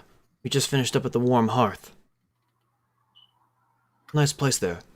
Oh yeah, I know the people that work that area. I sometimes sell them goods. Good fine people.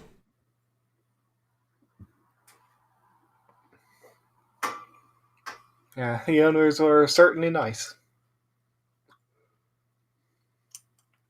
Uh, and as you guys are just sitting there for a minute, a knock at the back door can be heard. Xander immediately snaps to the back door, and Julia, who is cooking, gets immediately like frightened by the noise and knocks like the bread that she was cooking onto the ground. Oh, the back! Oh, the back! The back! She just like starts to panic and starts like hobble away. Mother, please calm down. You don't want to frighten our guests. Just go to your room and I'll handle it. She like just slowly just makes her way to her room and closes the door. Is everything okay, sir? Oh yes, everything's fine. There's these kids that come by and they prank our house every now and again. They like to bang on the doors.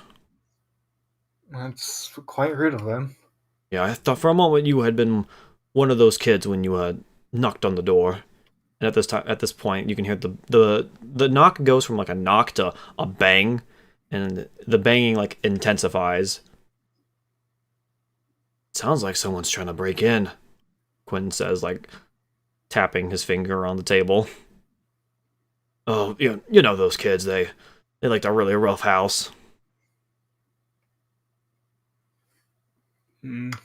And as that's banging, the door that you entered is also starting to bang as well.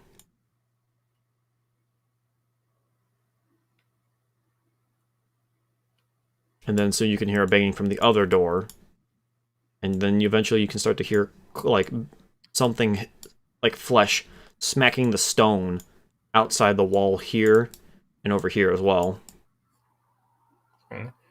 It's a lot of kids out there. Oh yeah, they've been increasing with their pranks lately. Don't mind that. Give me an insight check. Okay.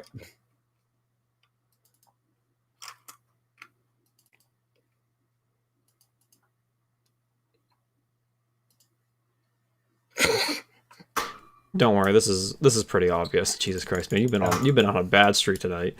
Don't Yeah, let's worry, go. we'll get these bad rolls out now. Once the module starts, it'll get better. You can see he's starting to sweat pretty bad. Xander is like sweating profusely as he's just trying to like sit there at the table. Here, let me pour another glass for you, Quentin. As he like goes to pick up the pitcher, and you can see his hand like shaking a little bit as he's pouring Quentin's cup. Hmm.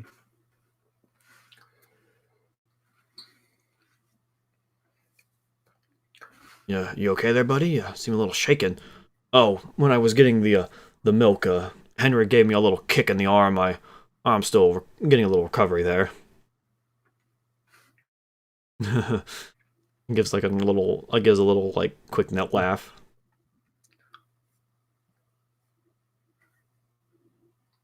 But yeah, the banging is still going on right now. Yeah.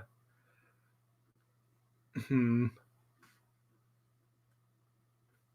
Okay, well, obviously I can't exactly just open a door. That'd be it'd be very bad.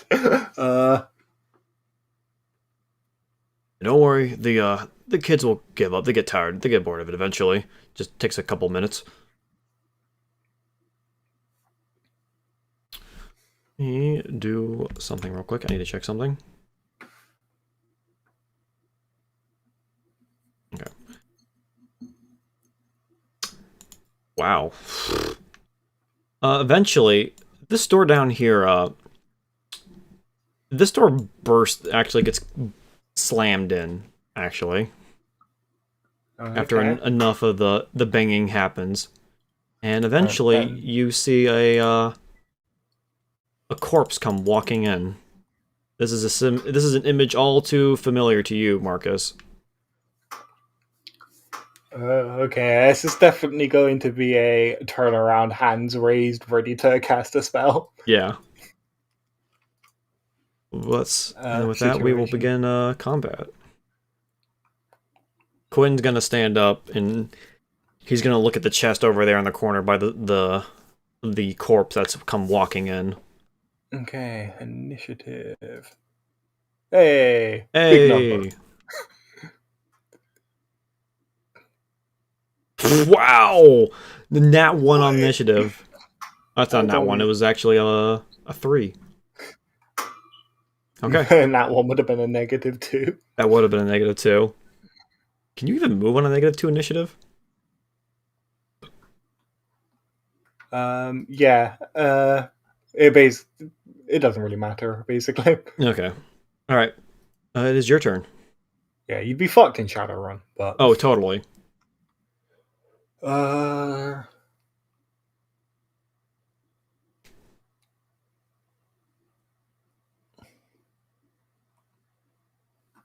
Alright. I'm just gonna... fish for the symbol of the Raven Queen beneath my armor and clutch it tightly and extend my hand and fire an Eldritch Blast out at the zombie over here. Oh yeah. Eldritch Blast, baby. Best cantrip in the game. That's an 11. I believe that hits. That does hit. Okay. So for 9 damage. 9 damage, nice. Good amount of damage. You fire that Eldritch Blast, and you actually blast off one of its arms. It just goes flying and hits the wall, blood splattering across the wall and on the ground. Quentin, seeing this opportunity, is going to make his way towards the chest over here. He's going to grab his belongings out and your weapons as well. Mm-hmm. And he's going to turn to face the zombie. He throws your stuff over here to the ground because he doesn't have time to throw it to you. Yeah, that's fine. It'll be right here next to the fireplace. But he's gonna take a short sword and he's gonna try to take a swash at the zombie. Okay, Quentin, get a nat 20. Whatever, that's fine. It Jeez. hasn't updated for me. Oh, I have it. It's in the behind the screen. Oh, okay. Okay, jeez, Quentin. All right, that's fine. Go ahead. He did 12 damage. He goes and slashes at the zombies, and he hacks off the other arm that the zombie had. And then he uses his multi-attack to attack again. Hey, fighters. He Or rangers. He then, after hacking up its arm, he then goes for the head and stabs it right through the head, killing it as he pulls out his short sword as it falls to the ground dead. Blood spewing out from the wounds that he has caused it. But now that there's a door open...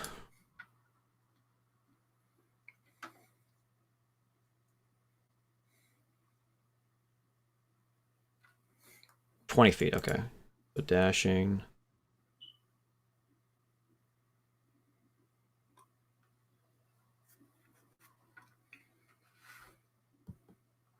And let's see if they can break down some other doors. Yep. There's another one. And other door. Yep. Okay. Now your turn again, Marcus. Okay. Damn, this really is a Resident Evil 4.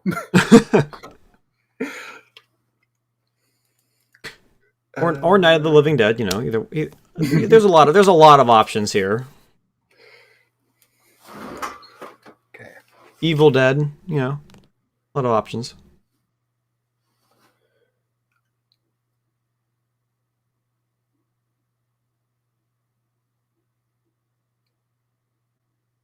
So yeah, you can see a zombie up here to your north. There was one over here on your right now. Okay, I'm gonna turn around and Eldritch Blast the one to the north and then make my way over to where my stuff was. Okay. So, boom. That's a hit? 10. Ooh, cool. And 5 damage. 5, alright. Okay, and I'll move over to my stuff, and if I can pick it up, if not, I'll do that next Yeah, time. I'll let you pick it up. Cool. Like, it's just picking up. It's not like you're trying to use it. I think picking up is a free action. Yeah, it's always something that changes a lot in 5e of, like, depending on who's running it. Yeah, and then, because Star Wars uses, like, the full quick system, which I think Pathfinder uses. Mm-hmm. So 5e going to 5e is a little weird. Quinn's gonna come over here and see that you shot that zombie. He's gonna use his longbow and take a shot. Oh my god, Quinn. Really? Calm down. 22.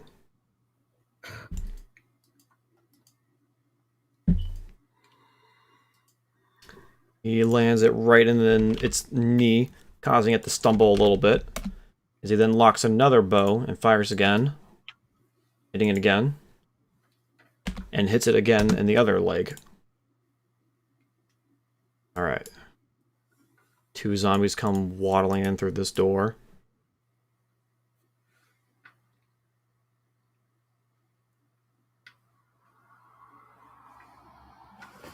Okay. Alright, so the first one's going to attack Quentin.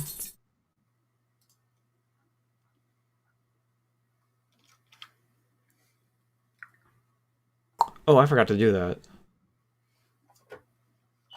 Oh, I forgot to roll that. Shoot, hold on.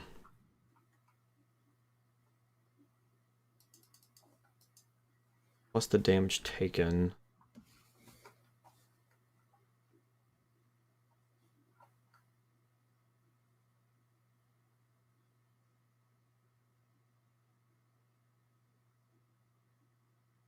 Okay, yeah, so I didn't beat that. Alright, so zombie hit. It does not. Okay. Alright, Marcus. Does an 18 hit? Yes. Alright, 7 damage. as the zombie takes a Okay. swing at you. Cool, I now have 2 health. Alright, the other zombie's gonna go for Xander, doing a bit of damage to him.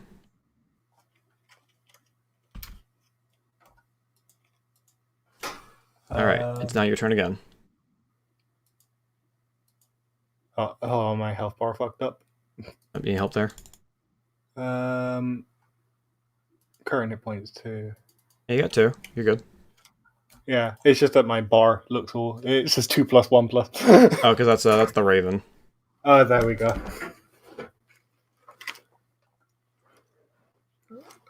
Yeah, we'll just put him in the next. We'll just do that for the sake. Make it easy. Yeah.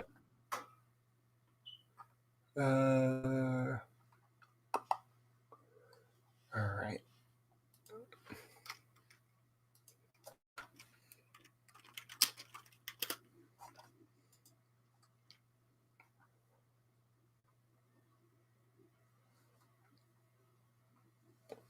Because I actually forgot to put my melee attacks on. Oops. Well, it's a good thing this isn't Pathfinder where you get Tector casting in close range. Yeah. Alright. So you want to use Eldritch Blast again, or you want to use something else? Alright, I'm going to use Chill Touch on this zombie right in front of me. Okay. So, Spectral Hand is going to raise from the floor and grab him. Alright. Whoa! It does 6 necrotic damage, and if it attacks me next turn, it has disadvantage. You hit an undead target, it also has disadvantage on attack rolls against you until the end of your next turn. Okay. Yeah. Nice. That's necrotic, you said? Yeah. Okay, just want to double check that. I didn't think zombies were resistant to necrotic, just want to double check though. Alright, 16. Nice hit. Alright, Quentin. Seeing that, he's gonna take a shot at that zombie that you hit, try to do some damage. First one hits. Second one also hits. The zombie in front of you is looking pretty beat up from the spell along with the arrows. It looks like it could fall apart at any minute.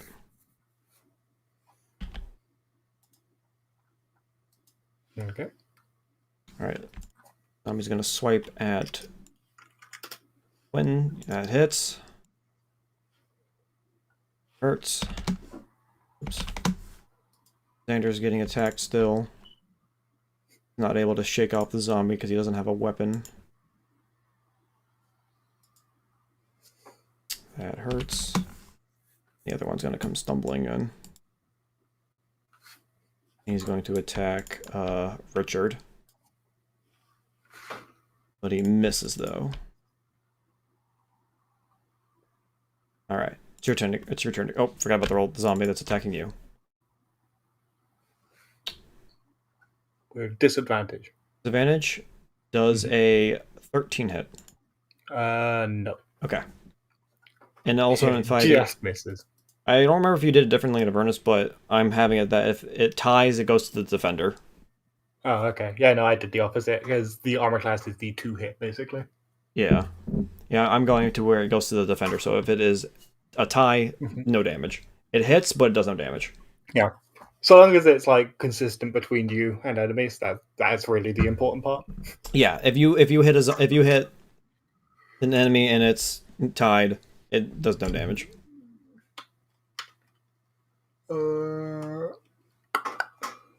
Alright. And yeah, let's Eldritch Blast the zombie right in front of me. Alright. That definitely hits. Hey, it's a 19. For 2 damage, let's go. Alright, you blast it right in its face, doing a good amount of damage, but the zombie still stands, though. Alright. Alright, Cool. Quinn's gonna hopefully finish off that zombie with 1 hit. Sadly, when he goes to shoot, though, he misses due to the Eldritch Blast knocking the zombie backwards, and he fires again, hitting it that next time, though. It drops to the ground. Right now I need to... Alright. Alright, zombie's turn. Gonna attack Quentin. The hit. Ouch. The zombie hits Quentin pretty hard with a nasty attack and scratches him really hard. You can see a big gash across his face now.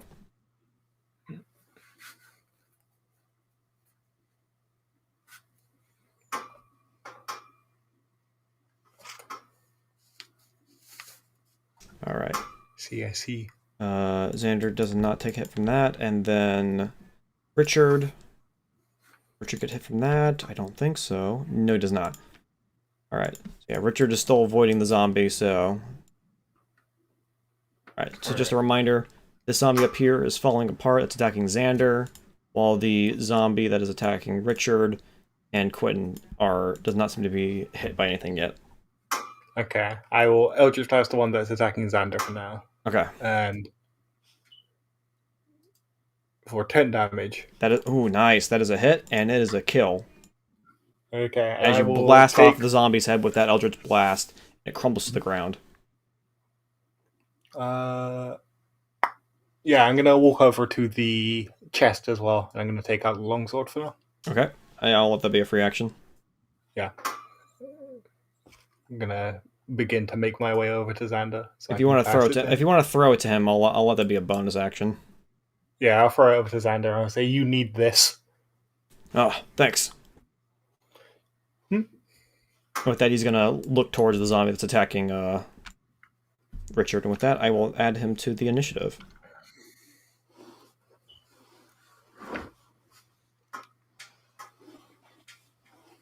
Alright, Quentin.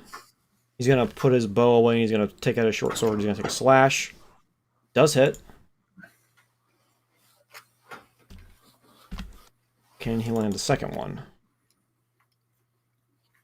Ah, sadly misses though. Alright, Xander is gonna try to help out Richard by attacking the zombie. First attack misses. Second attack does hit though. As he hacks off a good hand that was clutched to Richard. Alright. Zombie 1. Oof. Oh no. Attacks Quentin with another swipe. Quentin does not look good. He's getting pretty beat up by this zombie. Looks like he's about to fall over at any minute. Okay. And then this one's going to attack Xander. The hit. Ouch. Xander seems to be holding on okay, but he's looking pretty beat up too. Alright, it's your turn. Alright. Just prioritize. I will go for the one that's nearest me and Quentin. Let's give it another blast.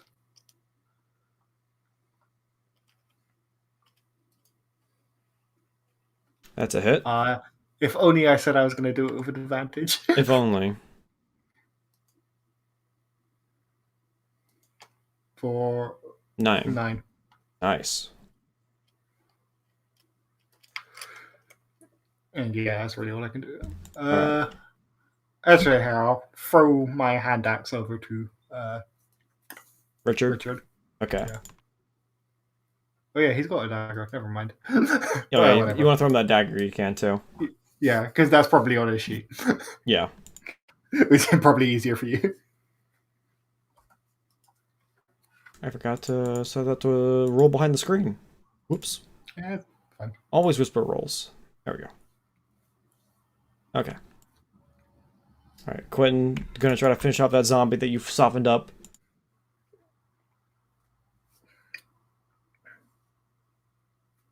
Alright, his first attack does hit, but his second attack, he slashes into the zombie, and he feels the blade sink in, but the zombie seems unfazed by the second attack, though. But at any moment, it looks like that zombie could collapse, though. Alright, Xander is going to keep trying to hack away. Alright, first one, just like what happened with Quinn, the first one does hit, but the second time he stabs it in, the zombie just makes a big roar at him and seems unfazed by the second attack. Alright, and then Richard. He misses, sadly. Alright. Oh no! The last zombie goes in for a bite and takes a chunk out of Richard's shoulder as he falls over unconscious. It's Quentin. Quentin, sorry. Blech. And then the other zombie's going to attack Xander. But misses, though. Alright, Marcus, it's your turn. You just saw Quentin collapse to the ground. He's bleeding out now. Alright. Ooh, that's a very familiar sight. Let's fucking Eldritch Blast that zombie away from him.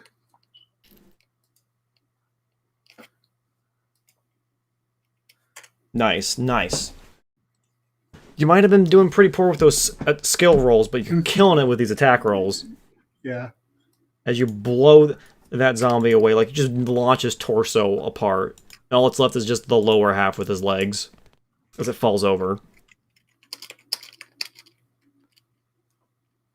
Alright. Quentin is out of the initiative for the moment.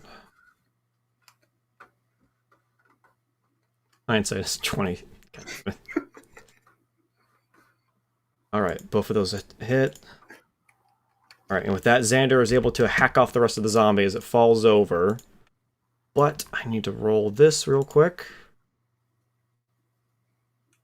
Ooh, sadly though, the zombie does get up with... Just is able to get back up though, just barely, after getting slashed. Can Richard finish it off?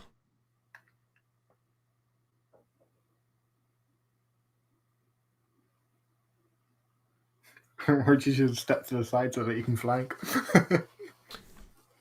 Alright, yep, he does finish it, but goes back down, so I need to... But it does not go all the way down again. Zombie mechanics suck, dude, if you don't have radiant damage. Somebody's going to attack Xander again, but misses, though. And due to how soft his arm is, his arm just goes flying away. The zombie has no more arms anymore. You got a nat 1. Your turn, Marcus. There's one more zombie left.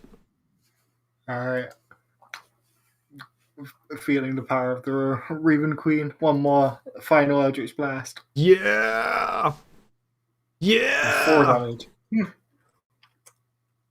And with that, the Eldritch Blast just zooms right around Richard's head, aiming right for its target, and just blasts the zombie away.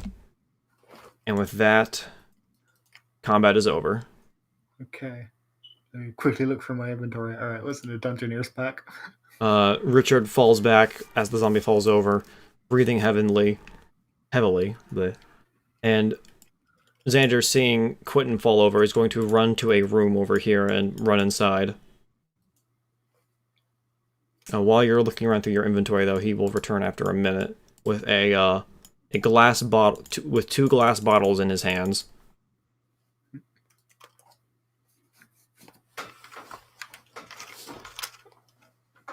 Potions I trust. Yep, there's a red liquid inside both of them. Yep. Here, take this. He hands one to you, and he's gonna lean over and pop the cork and dump it down Quentin's mouth. Yeah, I was looking to see if there was anything in the Dungeoneer's pack that could be used as, like, bandage, and the closest thing would be rope. So, no. Sadly, no. Yeah, I will go ahead. That is a potion of healing, just standard. So, it's 2d4, right? I believe it is a... it's fine, I gave this to A, and I totally forgot. Potion of healing, I believe it. Yeah, 2d4 plus 2. 2d4 plus 2, yeah, okay.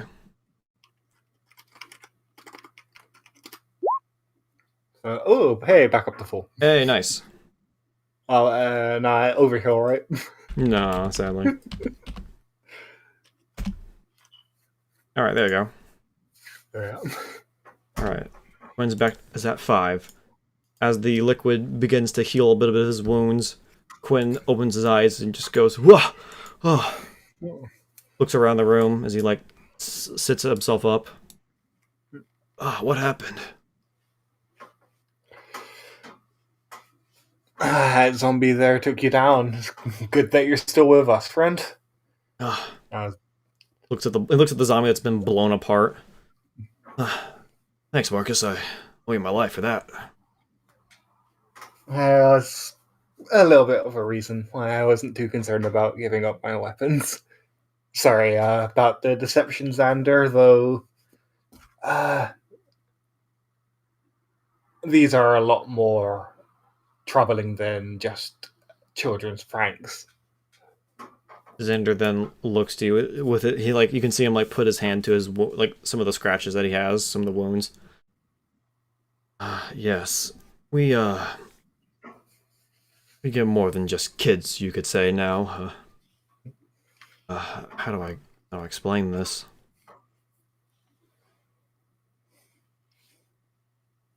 With that, uh, Liana's gonna poke her head out alongside Julieta. Is it safe to come out now? Yes, dear. It's fine.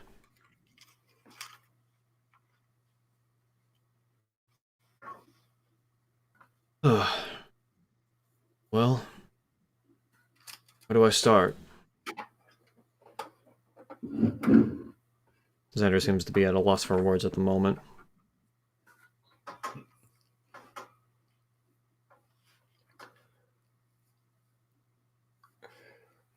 Uh, You want to try to encourage so, him?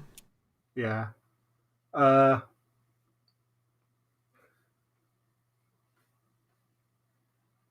so I've heard that this happens whenever the fog rolls in, correct? Yeah. Been happening ever since my wife died.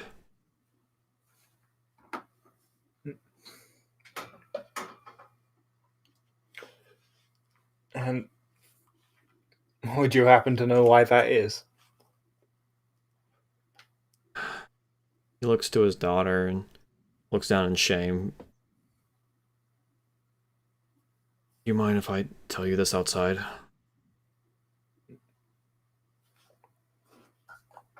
Of course, if that's easier for you. Quinn looks to you. It's alright. I'll help clean up these bodies. This is gonna start reeking here in a minute. Step outside with my raven. As you step outside, Xander closes the door, and as he closes the door, he keeps his hand on it for a moment and then turns to face you. My wife. She was a devout follower of the Raven Queen for a majority of her life. But eventually something happened to her. Something changed. She started to act different. Eventually I found a symbol of Orcus in her room. Uh, I know Orcus is an evil god, but I can't remember exactly what. He is the demon of undead. Ooh. That certainly isn't something someone who follows the Raven Queen should have with them. I know. When I found it, she attacked me. So I never thought she would attack her husband, of all things. I drove my longsword through her. I had no other options. Either her or me. Thus, I had to explain to daughter that she had died from an illness out of nowhere, so I carried her body up to that hill and buried her under the tree. But she must have made some pact with Orcus because she returned from death. She's in the barn right now. I imagine she's responsible for why these zombies keep coming in. Even after everything she's done, I love her. She asked me to bring her bodies whenever someone on the road would perish. From bandits or what have you. And so I did. But I never thought she would use these bodies like this to attack her family. now.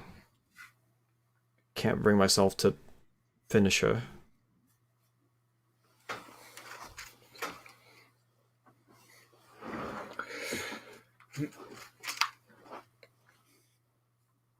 Well, Xander just kind of just collapses onto the grass and just sits there.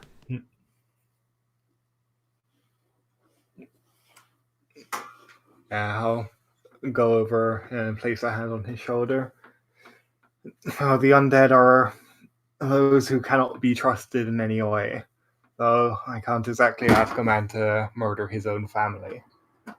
I suppose I understand that, though this does need to be ended. I know you're right. I can't keep doing this. I didn't mean for people to get hurt. I just wanted things to go back to normal. If you can put her out of her misery once and for all. I don't know. I just looks down defeated.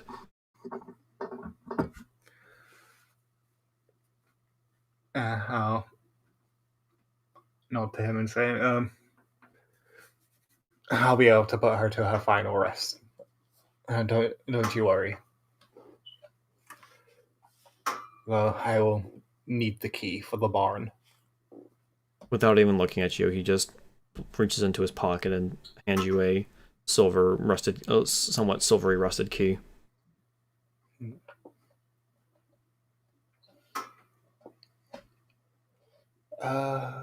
I should probably get Quentin to come with me.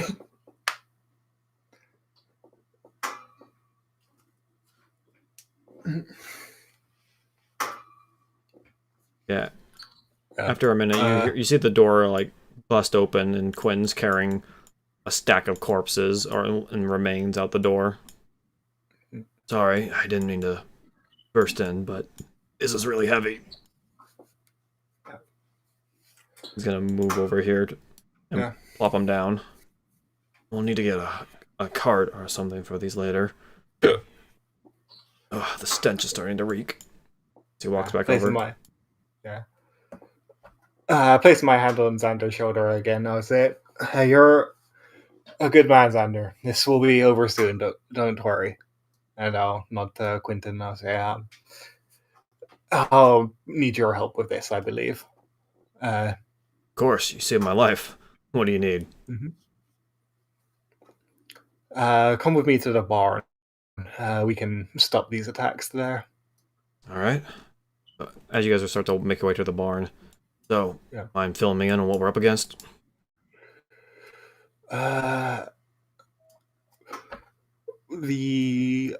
Xander's wife was apparently a worshipper of Orcus after some time. Originally, she served the Raven Queen, though. I don't know what made her turn. But apparently, she is the cause of these zombie attacks and the missing travelers. Alright, well. That's not easy for a husband to deal with.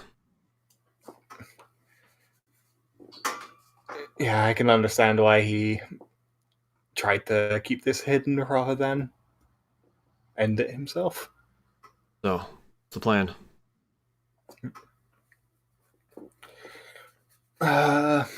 Well, probably just same as in the house. I can blast her with magic. It's probably best for both of us to stay back, though. Get her down. Try to do as much damage from as far away as possible. Sounds good. I'm better with this bow than that sword anyway. Okay. And I will unlock the barn.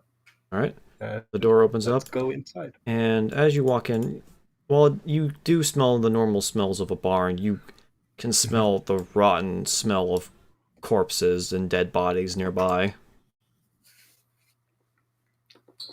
If you want to use perception, you can maybe try to just track it down by scent. Yeah, let's go ahead and do that. So 19. The smell seems to be coming from this area right here. Okay. I'll say I think she's closer to your side.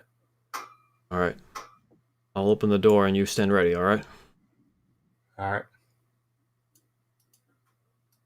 Alright. 3, 2, 1. And with that,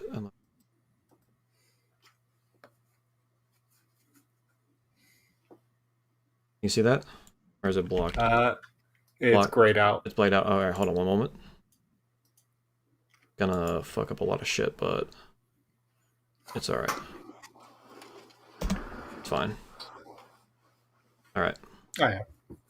As he opens the little pen door, you see what looks like a bloated corpse dressed like a cultist of Orcus, surrounded by dead bodies and other limbs and such. You can see that she was feasting on an undead corpse. Gotcha. The what was the wife looks up at you. Xander, you're not Xander. Who are you?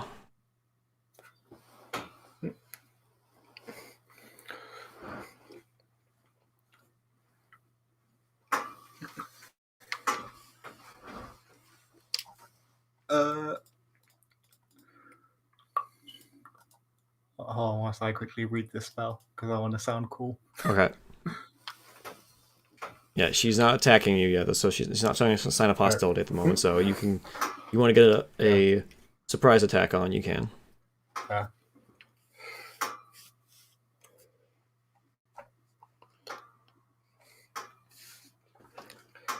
Okay.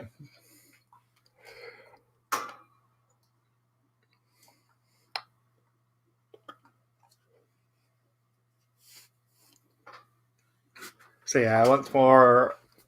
At this point, the symbol of the Raven Queen is probably quite outside. It's very much people can see it now. Yeah. So holding on to that, he'll just sit. Because this is going to be trying to cast a spell as a surprise attack. Okay. Just so you know. Yeah. Oh wow! Don't worry. Okay, so holding on to that, some crackling blue energy starts to form between that and Marcus's fingers. As he says, just a servant of the Raven Queen, and then he moves his hand out towards her to cast Witch Bolt. Oh yeah. So that'd be fuck. Oh no. Damn, I sounded so cool. Used up a spell slot, missed. Oh, even with advantage. Fuck.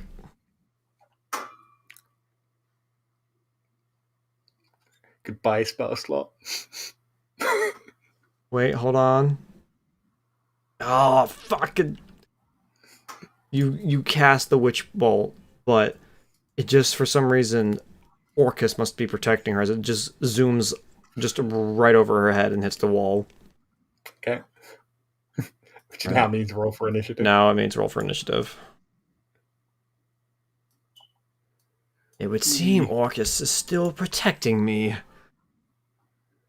He will look favorably upon me if I bring him a corpse of the servant of a Raven Queen. Servant of the Raven Queen. There we go. I found the button. My rolls are back. Let's go.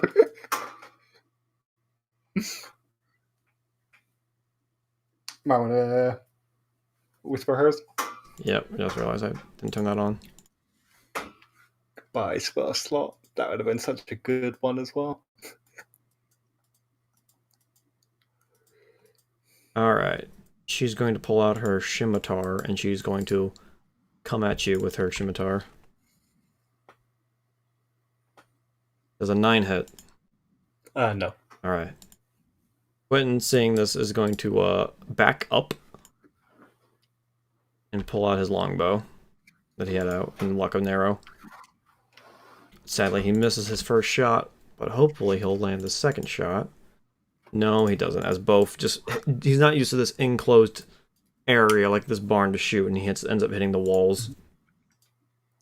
Okay, I'm gonna go with Chill Touch, and the Spectral Hand arises from the ground again. I really should have said that I'd do an advantage because that missed. Gotta remember about human determination. What'd you say? Gotta remember about my 1 feat. What's that do? I can if I say beforehand, I can make 1 check with advantage per short rest. Since you forgot about it, I'll allow you to do it this one time, okay? Okay, thank you. All right, so that's a net 20. Go ahead. So 10 damage. All right, Azoth. What happens to this lady? Oh, okay. So, as the spectral hand arises from the ground and it grabs at her spirit, I suppose it would just be as my powers are coming from the Raven Queen, the fact that she's in her life, she's faked being her servant, I suppose. Like that fuels the power even more, and it grips much harder than usual and drags her. And as the necrotic energy spreads through her body begins to fall apart. Because I think that's what necrotic damage does. Yeah, I believe so. Yeah, it just makes like the body like crumble, I imagine. Yeah. I think it like heavily ages, basically. Yeah, so you see her body just start to crumble apart. No, Orcus, you were supposed to protect me in my time of need. And with that, she just starts to fall apart more and more until she is nothing but ashes on the ground. And with that, combat is over. Quinn, looks at the body and then back to you. You know, I wasn't gonna say anything about the whole flinging energy balls around in the house, but turning a lady to ash. What are you?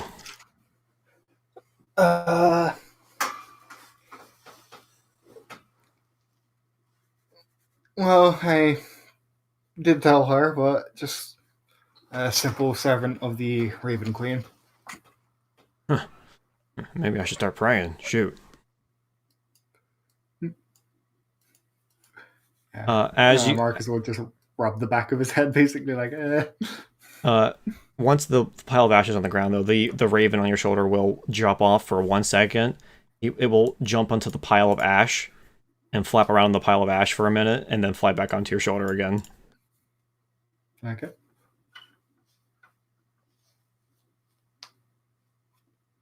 Gotcha. I haven't seen you do that before.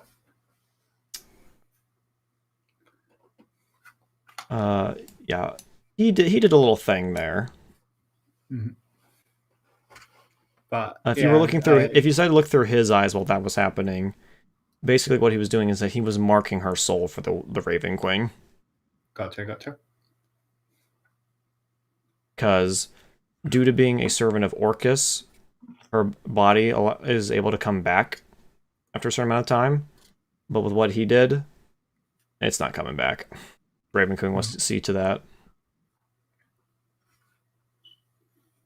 Alright. Well. All's well that ends well, right? And with that, Quinn's going to open up the doors to the farm again. And with that, you can see that the fog has gone away. Xander's outside waiting for you guys. Is it done? Yeah, Xander, it is. It's finished. With that, he drops to one knee I don't know what to say. Thank you. I was worried I would have to tell my daughter what happened to her mother and what you had to do, but with this I can just say it was a simple curse upon the land. Orcus decided to get revenge for her mother being a servant of the Raven Queen, I guess we'll say. Hmm. Or you could maybe be honest with your daughter for once. It's up to you. This Quinn will just walk out and kind of just walk to the side. Yeah. I'm gonna go let Richard know that we can head out now. But I won't say it as rudely as my friend Quinton, but I do believe your daughter is smarter than you believe, sir. She will likely find the truth out one way or another. Best that she hears it from her own father. I guess that's true. Alright. I should be the man of the house and explain what happened. It's the least I could do. Here. Before you go, I know you're gonna be on the road again, but take this. With that, he's gonna hand you 2 more bottles of potions of healing. Ah, thanks. He should prove useful. It's the least I could do. I used to carry these around when I was a little bit of an adventurer myself. But now that I've locked my sword away and used up the other 2, I see no reason to have these around. Well, I better start digging some graves for those unfortunate souls that are still here. If you want to go gather your friends together, I'll see you off in a moment. Yes, thank you. With that, he's gonna walk off and start, he's gonna gather up the zombie corpses and take them off to be buried. Yeah. I'll head over to wherever Quinton went. He's gonna load them up into this cart. Yeah. Quinn's gonna come back out with, Richard at his side. Over here. Oh, sorry. I was also just writing in potions on my sheet. Alright. Well, Richard, I hope you learned a lesson today. What? What do you mean? The lesson here is that always tell the truth. Or something. What? I didn't even tell a lie, though. Don't worry about it, kid. Yeah. Just don't lie. Not good. Alright, if you say so. As you guys are getting ready to pack up, Lyanna comes out the door. Sir. She comes running up to you, Marcus. Yeah, I'll turn to her. Thank you for getting rid of the curse. Before you go, here, I made you this. And she hands you a little raven effigy that she made. Yeah, Marcus will take that and smile and say, thanks. I'll keep it with me always. And with that, she gives you a nod, and she pulls out she rubs her own icon of the Raven Queen. May she watch over you on your travels. And you over here. And with that, she'll run back inside. Gwen then looks to you and then to Richard. Well, guess we'll hit the road now. No time like the present. Hey, look, it's still daylight. Still got a couple more hours before sunset. Might be able to make it to Daggerford in time. Hopefully. Alright, and then with that, you guys head out on your way. And as you are reaching the bridge that crosses the river to Daggerford, you come across a interesting sight.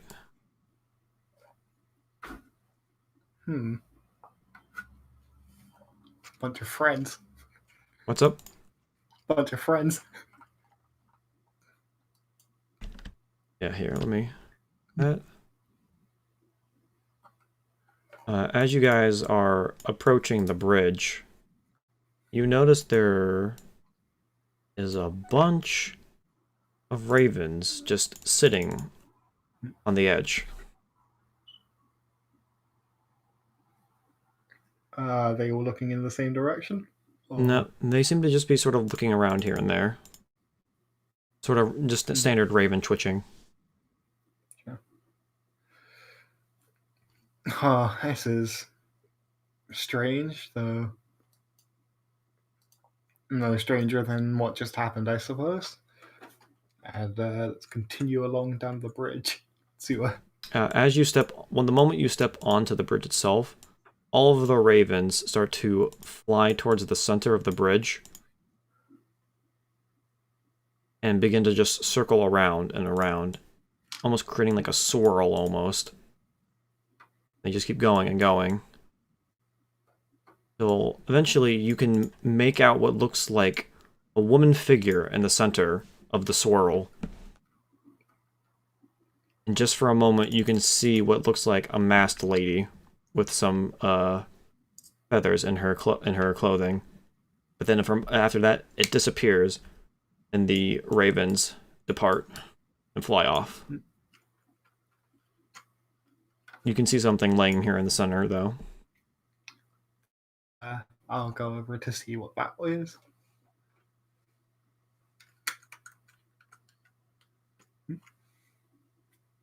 It's a small little satchel with the Raven Queen insignia on it.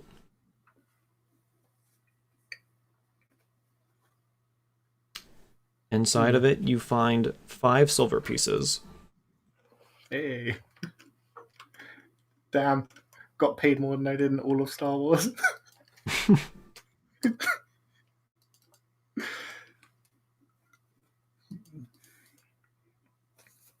Yeah, I'll say a quick prayer in thanks.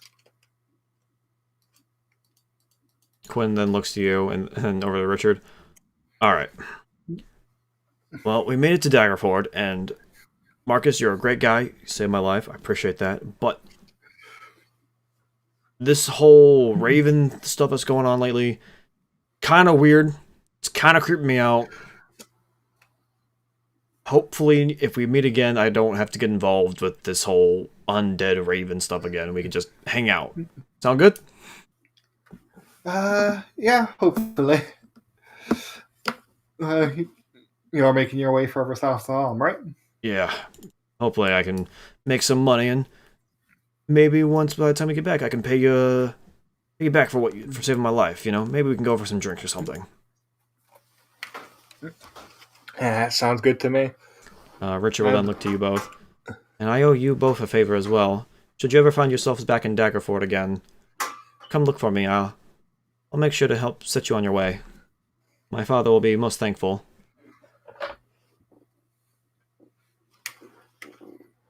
Yeah. And of course, either of you can come to me if you ever need anything as well. Though I can't quite say where I'll be. Well,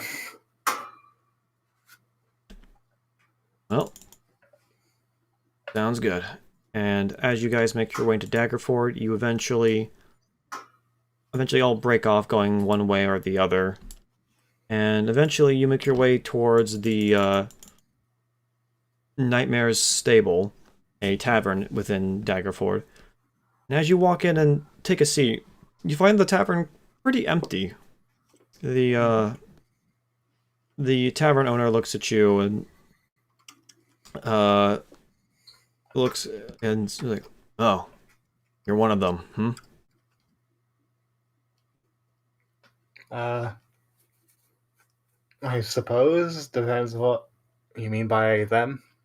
Well, you're the first of them, so he looks at your Raven. Yep.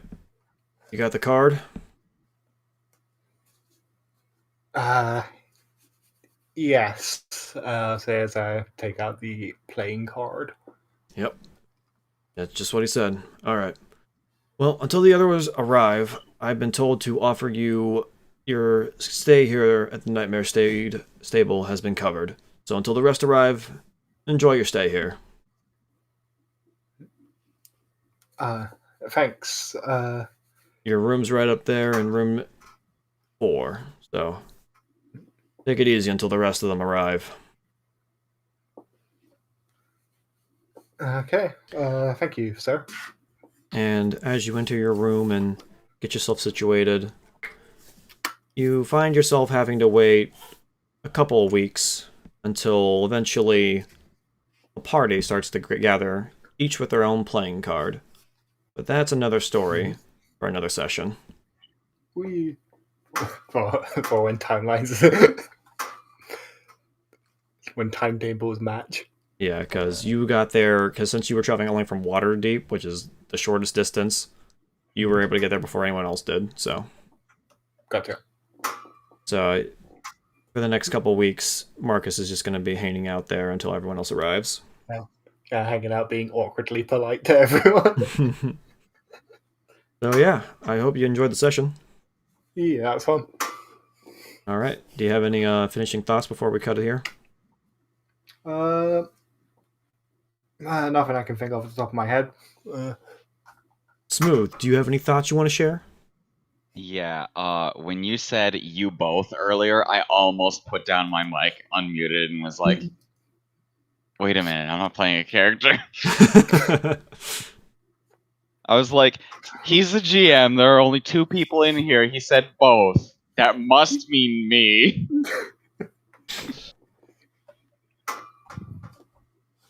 Alright. Well, next time we will be going over Monica's character.